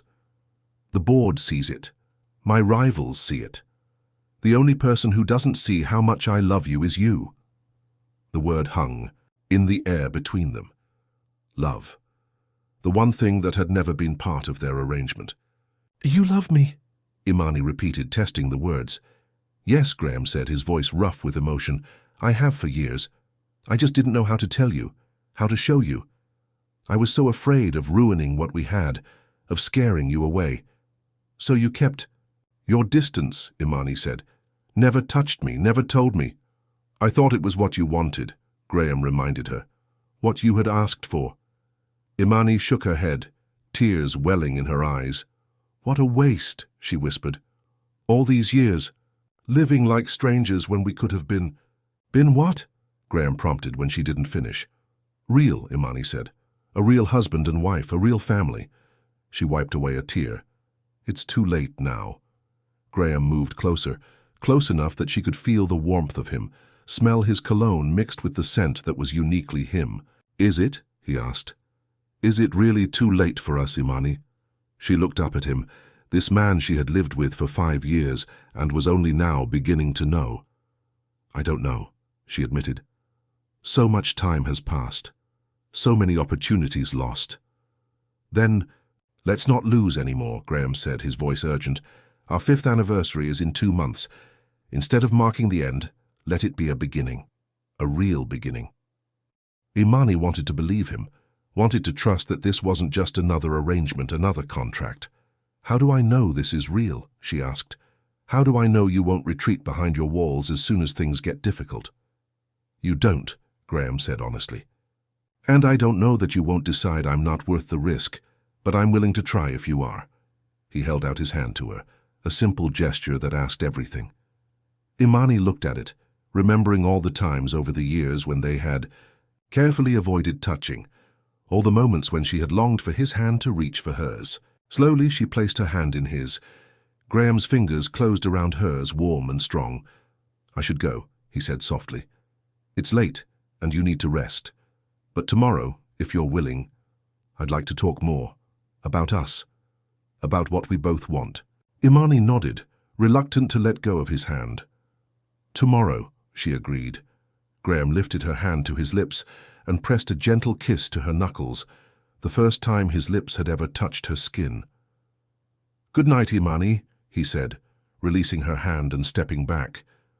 Good night, Graeme, she whispered as he left, closing the door softly behind him. Immani stood there for a long moment, her hand still tingling from his kiss. Then she moved to her suitcase and pulled out her toiletry bag. As she did, her fingers brushed against something hard, her father's sketchbook. He must have slipped it into her bag when she wasn't looking. She pulled it out, running her fingers over the worn cover. Inside were dozens of drawings of Graeme, captured in moments when he thought no one was watching. Moments when his guard was down, when the mask slipped, when the real Graeme Langston was visible beneath the polished exterior. Immani flipped through the pages, seeing Graeme through her own eyes. Thoughtful, complex, solitary. Beautiful in a way that had nothing to do with his physical appearance and everything to do with the glimpses of soul she had caught over the years. On the last page she had written words she had never intended anyone to see. If you ever come for me, don't knock. Just say my name. It was a fantasy, a secret wish she had harbored during the long, lonely nights. That one day, Graeme would realize what they could have been. That he would come for her, not out of duty or obligation, but out of desire, out of love, and now against all odds he had. The next few weeks passed in a blur of hospital visits, work commitments, and cautious steps toward something new. Immani and Graeme circled each other carefully, learning how to be together in ways they never had before, sharing meals, talking about their days, occasionally brushing hands or arms in passing. Small intimacies that felt enormous after years of distance. They had separate rooms in the city apartment, but the space between them was shrinking day by day. Graeme no longer left early and returned late. Instead, he adjusted his schedule to have breakfast with Immani and her father, to drive James to his treatments, to be home for dinner most evenings. Immani found herself rediscovering music, playing the small upright piano in the apartment's living room, while Graeme listened, his eyes closed, a small smile on his face. Sometimes James would join them, and for the first time in her adult life, Immani felt like she was part of a real family. But there was a shadow over their newfound happiness, Sophia's attempted takeover of Langston Tech. Graeme spent long hours in meetings with board members and lawyers, fighting to maintain control of the company he had built. He came home tired, but determined, never bringing his stress into their evening together, but Immani could see the toll it was taking on him. One evening, about 6 weeks after they had moved into the city apartment, Graeme returned home earlier than usual. Immani was in the kitchen preparing dinner, and James was napping in his room. "You're home early," Immani commented, as Graeme hung up his coat. "Everything all right?" Graham's smile was tired but genuine. Better than all right. The board voted today. Sophia's out. Immani put down the knife she was using and moved toward him. Graeme, that's wonderful. What happened? The research wing happened, Graeme said, loosening his tie. Or rather, the results coming out of it. The new anti-rejection protocol our team developed is being hailed as a breakthrough. The stock is up 30% since the announcement last week. Immani remembered the news coverage, the medical breakthrough that would help thousands of transplant patients like her father. So the board decided you weren't so soft after all.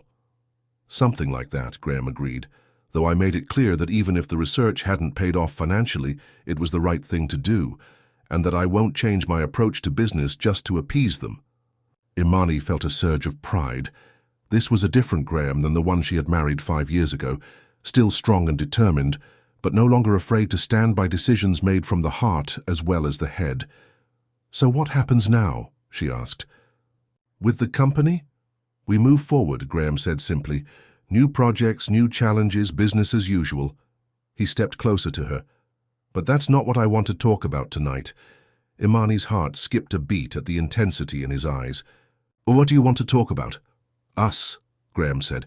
Our 5th anniversary is next week. Immani nodded, well aware of the date that had been looming in her mind for months. July 15th. The end of our contract, Graeme said. The day you're free to go. Immani's chest tightened. Despite everything that had changed between them, they had never explicitly discussed what would happen when their 5 years were up. Is that what you want? She asked carefully. For me to go? No, Graeme said firmly. That's the last thing I want. But I need to know what you want, Immani. Not what you're willing to settle for, not what you think is practical or safe. What you truly want. Immani took a deep breath. I want to be loved, she said simply. Completely, without reservation. I want to be seen, to be touched, to be held. I want to wake up next to someone who isn't afraid to reach for me in the night. I want... She hesitated, then finished in a whisper. I want you, Graeme.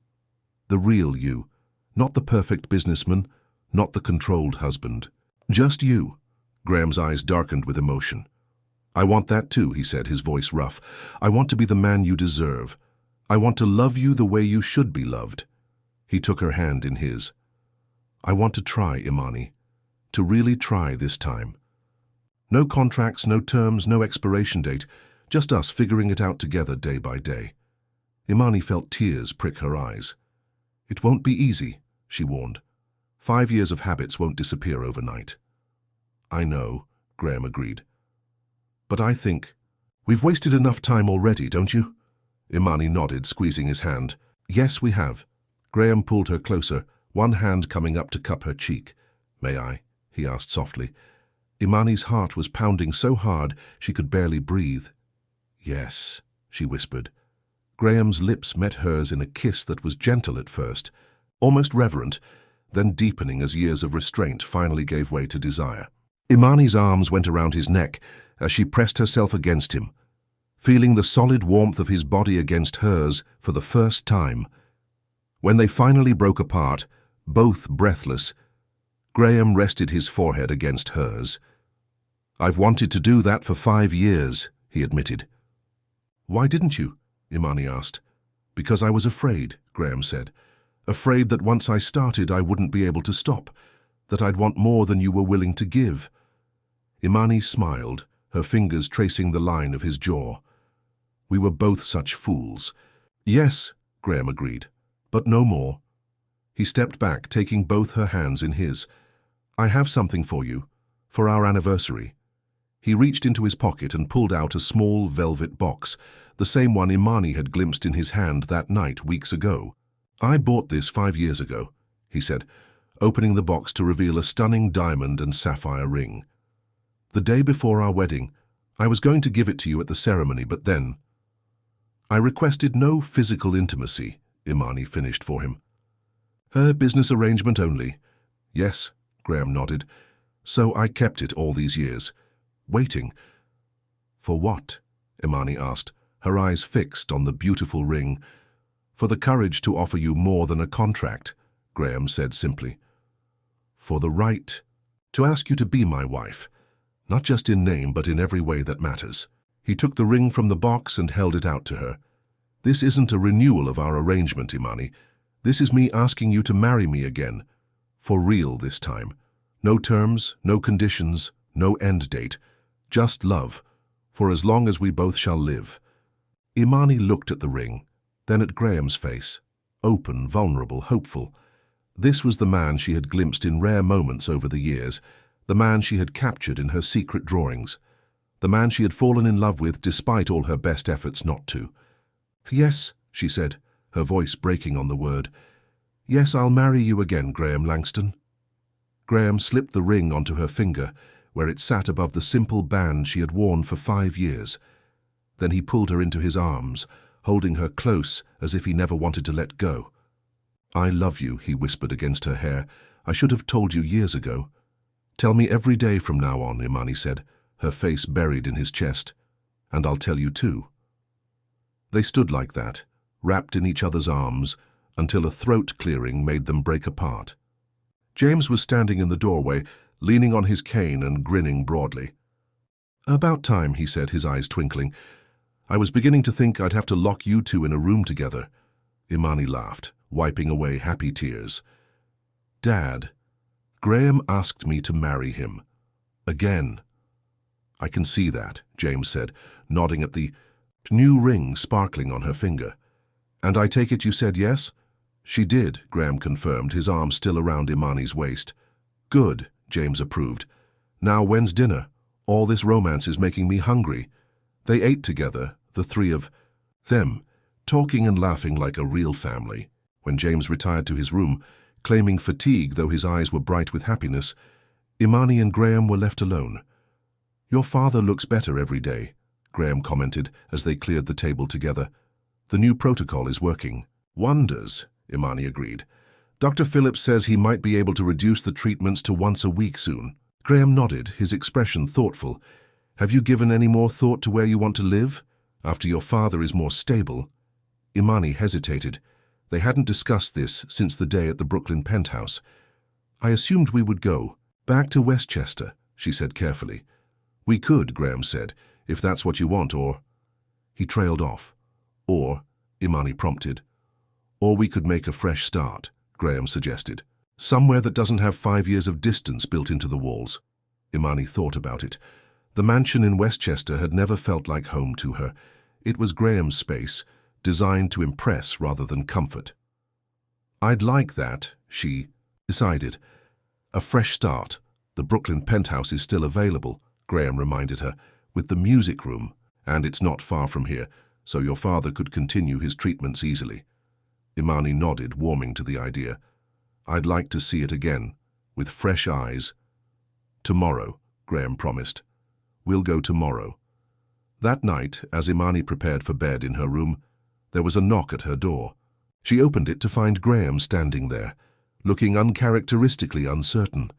I was wondering, he said, his voice low, if you would mind some company tonight. Just to sleep, he added quickly. I've spent 5 years sleeping across the hall from you, and I'm tired of the distance. Immani smiled, stepping back to let him in. I'd like that, she said softly. I'm tired of the distance too. They lay together in her bed, Graeme's arms around her, her head on his chest. It was new and strange and yet somehow familiar, as if their bodies remembered what it was like to be close, even if they never had been before. Immani, Graeme said into the darkness, his voice a rumble beneath her ear. There's something I've been wanting to ask you. What is it? She murmured, already half asleep, lulled by the steady beat of his heart. The sketches, Graeme said. The ones your father mentioned at dinner last week, the ones you did of me. Immani tensed slightly. What about them? May I see them someday? Graeme asked. When you're ready.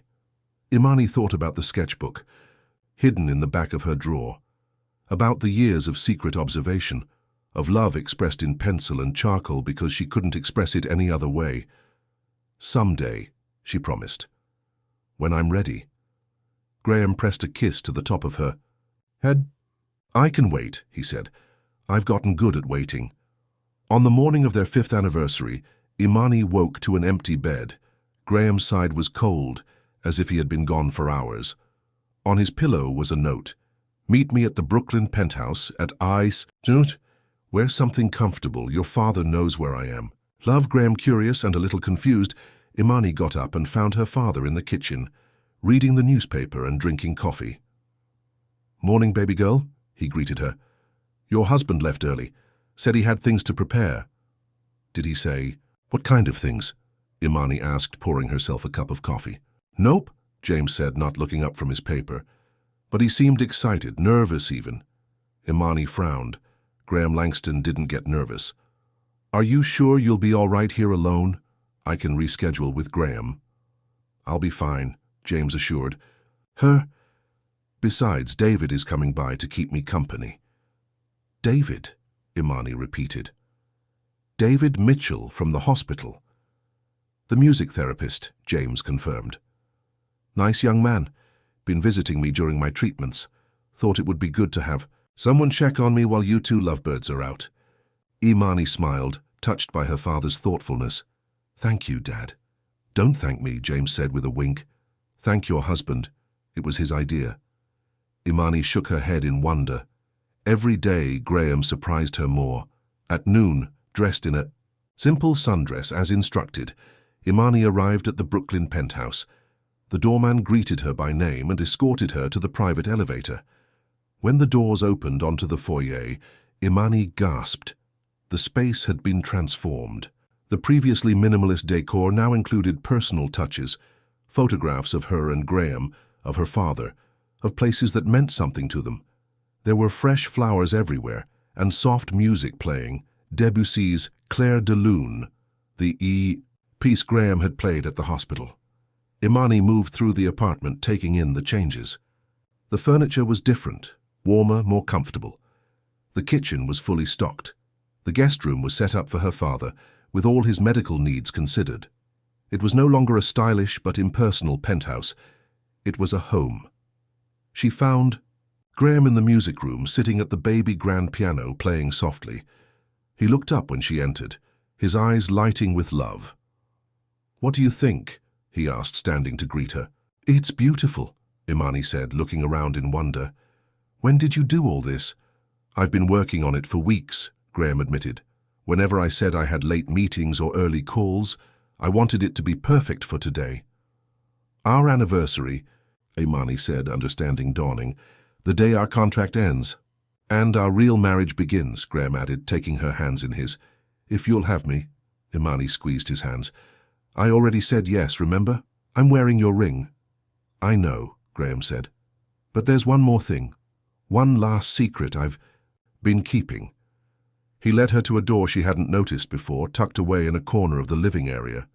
"This is your room," he said, opening the door.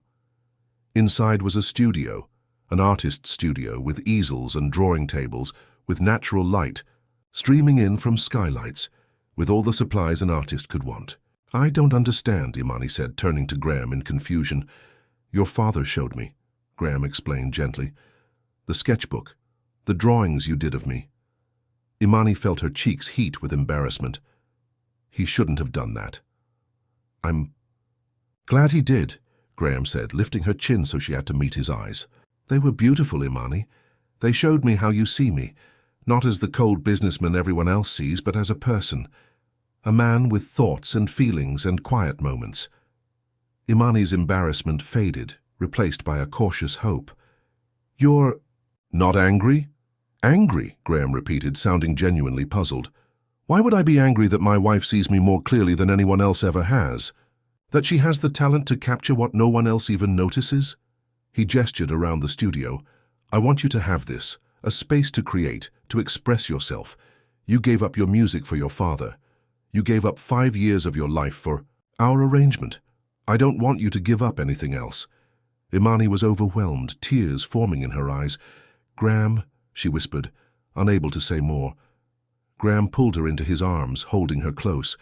"I love you, Immani Reed Langston," he said, his voice rough with emotion. "I have loved you for 5 years, in silence and in secret. I don't want to be silent anymore. I don't want any more secrets between us." Immani looked up at him, this man who had been her husband in name for 5 years and was only now becoming her husband in truth. "I love you too," she said. "I've loved you for so long, even when I thought you would never love me back." Graeme kissed her then, a kiss that held 5 years of longing, of waiting, of hoping. When they broke apart, both breathless, he rested his forehead against hers. "Welcome home, Immani," he whispered, "our home for as long as you want it to be." "Forever," Immani promised, "I want forever." 1 month later, Immani stood in the studio of their Brooklyn penthouse, putting the finishing touches on a portrait of Graeme. He sat across the room, reading, unaware that she was capturing him yet again in charcoal and paper. The past month had been a whirlwind of changes. They had moved into the penthouse permanently.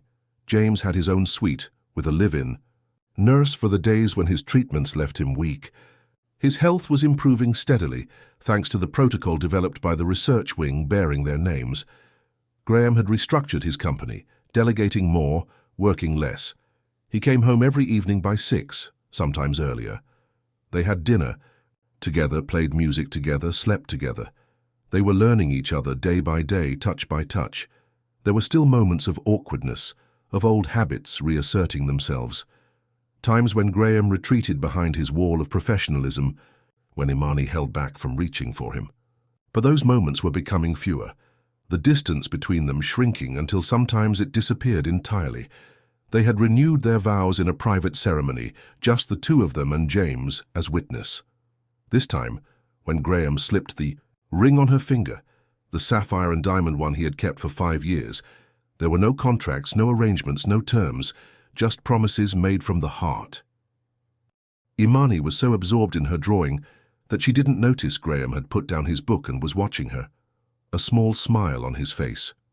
"Capturing me again?" he asked, his voice warm with affection. Immani looked up, smiling. "Always," she admitted. "I can't seem to stop. I hope you never do," Graeme said, rising and crossing the room to her. He looked down at the portrait, at the way she had captured him in a moment of quiet contentment. "You see me," he said softly, echoing his words from a month ago. "You've always seen me, even when I was trying so hard not to be seen." Immani set down her charcoal and stood, wrapping her arms around his waist. "And you see me," she said. "The real me, not just the quiet, obedient wife I pretended to be for so long." Graeme's arms encircled her, holding her close. "We were both pretending," he said, "both hiding, but not anymore." They stood like that for a long moment, simply holding each other, savoring the closeness that had once seemed impossible. "I need to go out for a while," Graeme said eventually. "There's something I need to pick up." Immani nodded, not questioning him. They were still learning to trust each other, to believe that separation didn't mean abandonment. "I'll be here," she said, kissing him lightly. "I won't be long," Graeme promised, returning her kiss before heading for the door. After he left, Immani continued working on her portrait, losing track of time as she often did when she was creating. It was only when she heard her father's voice, calling her name, that she realized how late it had gotten. "Immani." James appeared in the doorway of her studio. "Have you seen Graeme? He was supposed to be back hours ago." Immani glanced at the clock, surprised to see it was nearly 8 in the evening. Graeme had left around noon. "He said he had to pick something up," she said, a faint worry beginning to stir. "Did he call?" "Not that I know of," James said. "But his assistant just called here looking for him. Said he missed an important video conference and isn't answering his phone."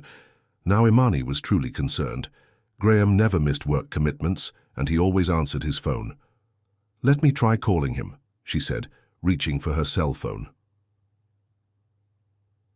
The call went straight to voicemail. "Graeme, it's me," Immani said after the beep.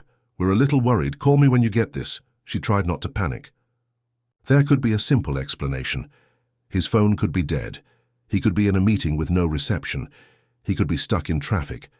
But as the hours passed with no word, Immani's worry grew into fear. This wasn't like Graeme.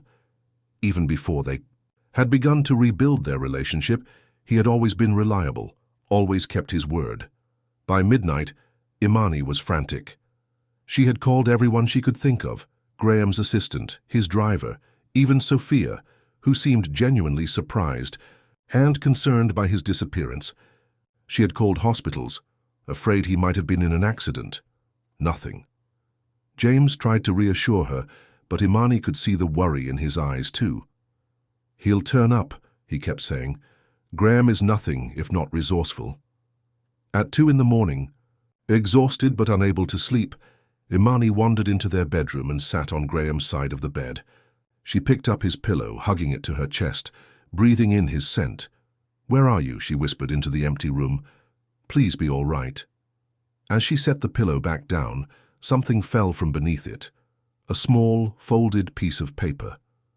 Immani opened it, her hands trembling. Inside was a sketch, not one of hers but one clearly drawn by Graeme.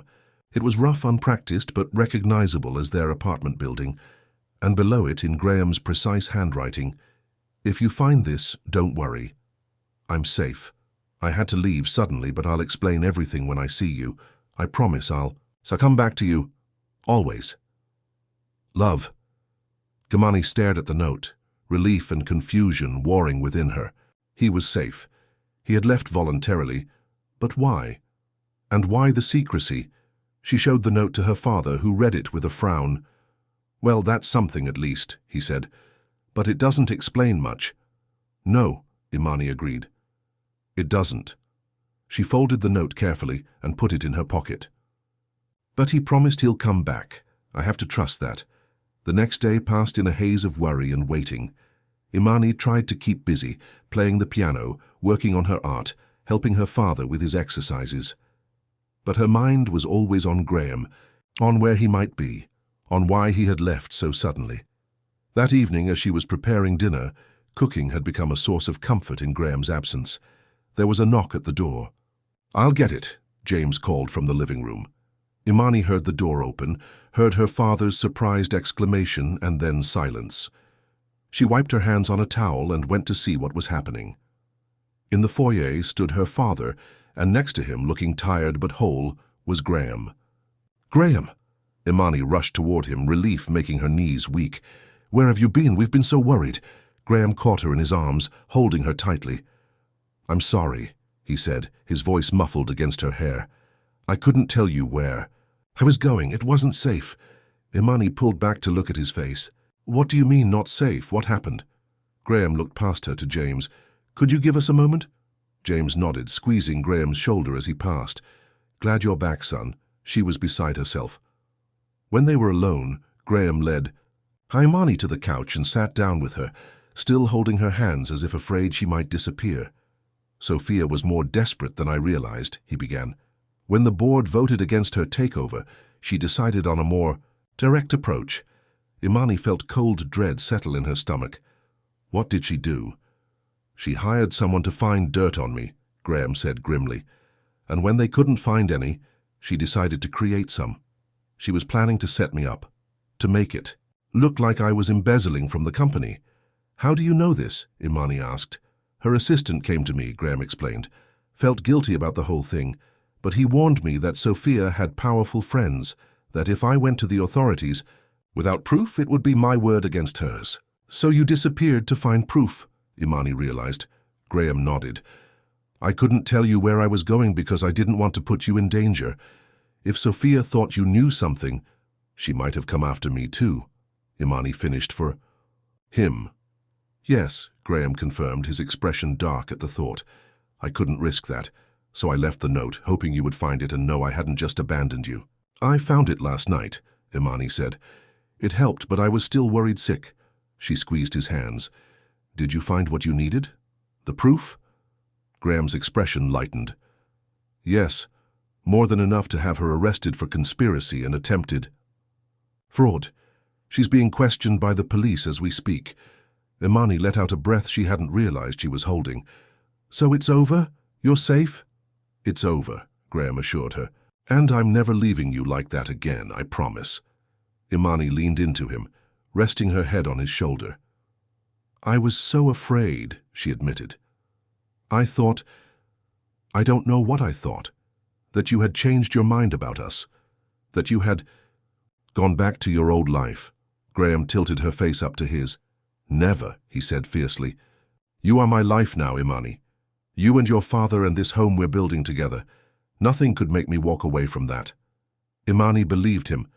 After all they had been through, all the misunderstandings and missed opportunities, they had finally found their way to each other, and this time neither of them was letting go. I love you, she said simply. I love you too, Graeme replied, his eyes full of the emotion he had hidden for so long. Always. 6 months later, the small apartment in Brooklyn Heights was quiet in the early morning light. Immani stood at the window, looking out at the familiar view of the bridge, a cup of tea warming her hands. The apartment was simple, 2 bedrooms, a small living room, a tiny kitchen. Nothing like the luxury penthouse she had shared with Graeme. She had moved in a week ago, after the sale of the penthouse had been finalized. It had been Graeme's idea, surprisingly. We need a clean slate, he had said. Somewhere that's ours from the beginning, not just mine that you moved into. James had moved to a comfortable assisted living facility nearby, his health stable enough now that he didn't need constant care. He had his own apartment there, complete with a piano that he was learning to play under David Mitchell's enthusiastic tutelage. Immani smiled at the thought of her father and the young music therapist who had become such good friends over the past months. David visited James daily, bringing music and conversation to a man who had spent too many years focused solely on survival. The sound of the shower turning off brought Immani's attention back to the present. A few minutes later, arms encircled her from behind, and Graeme's chin rested on her shoulder. Good morning, he murmured, pressing a kiss to her neck. You're up early. Immani leaned back against him, savoring his warmth. I couldn't sleep. Too many thoughts. Good thoughts or bad ones? Graeme asked, his arms tightening around her. Good ones, Immani assured him, turning in his embrace to face him. I was thinking about how much has changed in a year, how different everything is now. Graeme smiled, the smile that was still rare but becoming more frequent. Different in a good way, I hope. The best way, Immani confirmed, rising on tiptoes, to kiss him. I never imagined we could be like this, that you could be like this. Open, vulnerable, hopelessly in love, Graeme suggested, his eyes crinkling at the corners. All of that, Immani agreed, and more. They had come so far from the cold, distant couple they had been. Graeme still had his moments of withdrawal, times when emotions became too much and he retreated behind his walls. But now he always came back, always found his way to her again. And Immani had learned to reach for what she wanted, to ask for what she needed, to trust that she would be heard. It wasn't perfect. There were arguments and misunderstandings, days when they stepped on each other's toes in the small apartment, nights when old fears resurfaced. But there was also laughter and tenderness, passion and comfort, the deep joy of being truly known and loved. I have something for you, Graeme said, releasing her to retrieve something from the bedroom. He returned with a rectangular package wrapped in simple brown paper. An early anniversary gift.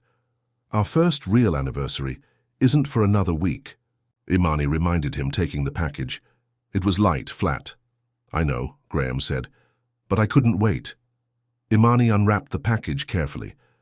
Inside was a frame, and in the frame was a page from her sketchbook, the last page with the words she had written years ago. If you ever come for me, don't knock, just say my name. How did you...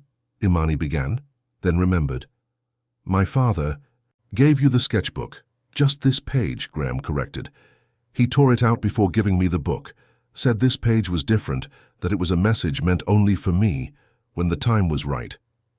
Immani touched the glass over her handwriting, remembering the night she had written those words, the longing and hope and fear that had prompted them. Turn it over, Graeme instructed softly. Immani did, and found more writing on the back of the frame. Graeme's handwriting this time. For all the times I should have come for you but didn't. For all the times I should have said your name but remained silent. For all the years we lost to fear. I promised to spend the rest of our lives making up for them. I'm here now, Immani. I've come for you. I'm ready to feel. Immani looked up at Graeme, tears blurring her vision. When did you write this? The day I decided to buy this apartment, Graeme said. The day I finally admitted to myself that I couldn't imagine my life without you in it. Immani set the frame carefully on the windowsill and wrapped her arms around Graeme's neck. "Say it," she whispered. "Say my name." Graeme's hands came to rest on her waist, pulling her closer. "Immani," he said, his voice low and full of emotion. "I'm ready to feel everything with you." And as the morning light streamed through the windows of their new home, casting long shadows across the floor, Immani and Graeme held each other close, no longer strangers, no longer pretending. After 5 years of silence and distance, they had finally found their way to each other. And this time, neither of them was letting go.